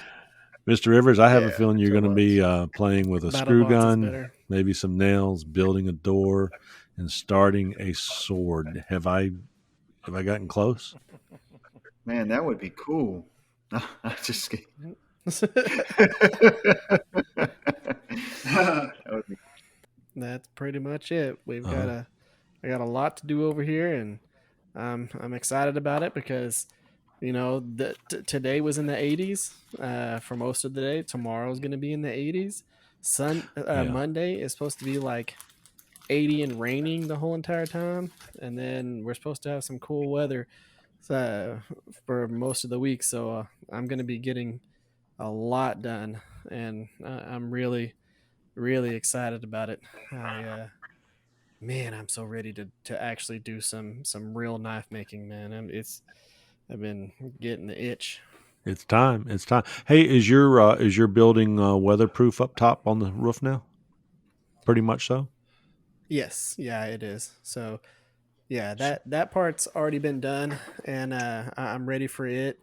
And my so you're good for Sunday. yeah, and even with the siding, that siding is going to be fine for the rain and all that stuff for what we're about to do. You just don't want long term exposure to water, but Yeah. um, it's man, like I said, I'm ready to use the shop. Of course, the biggest pain in the butt about this whole entire process is the fact that once I get this shop built, the walls put up on the inside because I'm going to be paneling everything.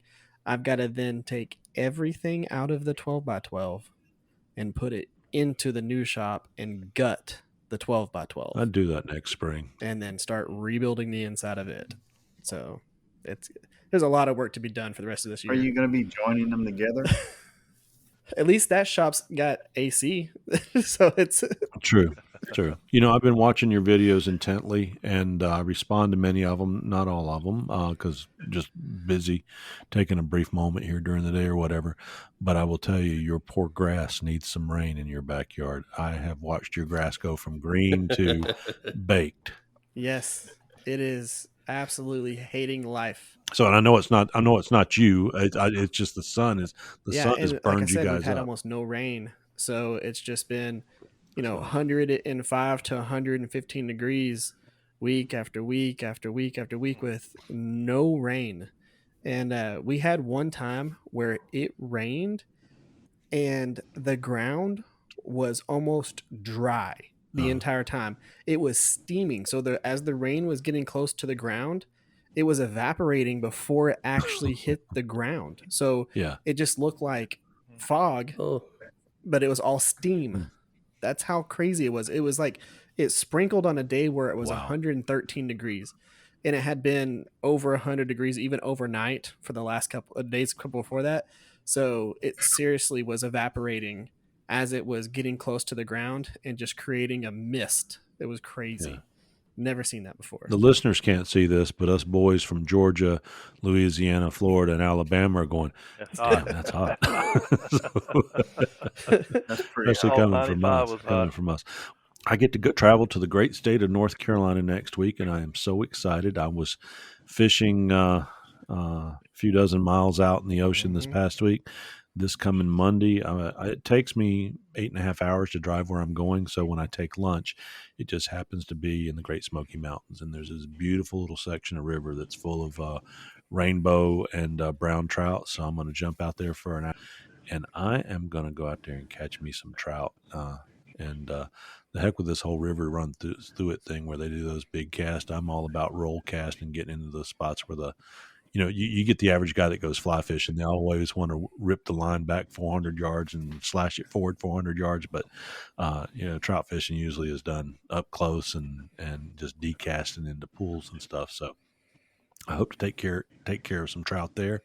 And then in the evenings after work up in near Mount Airy, North Carolina, which is the town of like Mayberry, if you're an Andy Griffith fan, they've got the Mitchell River up there. So in the evenings, I'm hoping to be catching some trout. So hopefully next week's a kind of a trout fishing week in the off hours, and doing my normal job during the day to race back home on Friday and be ready to make some more knives.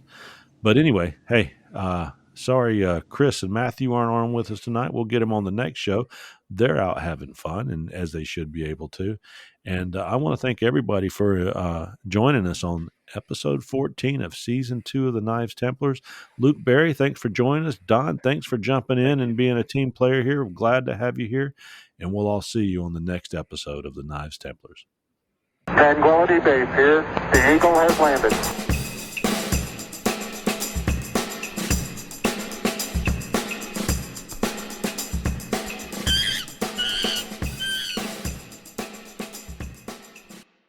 Brought to you by Porkhouse Productions. Oinky oinky oinky.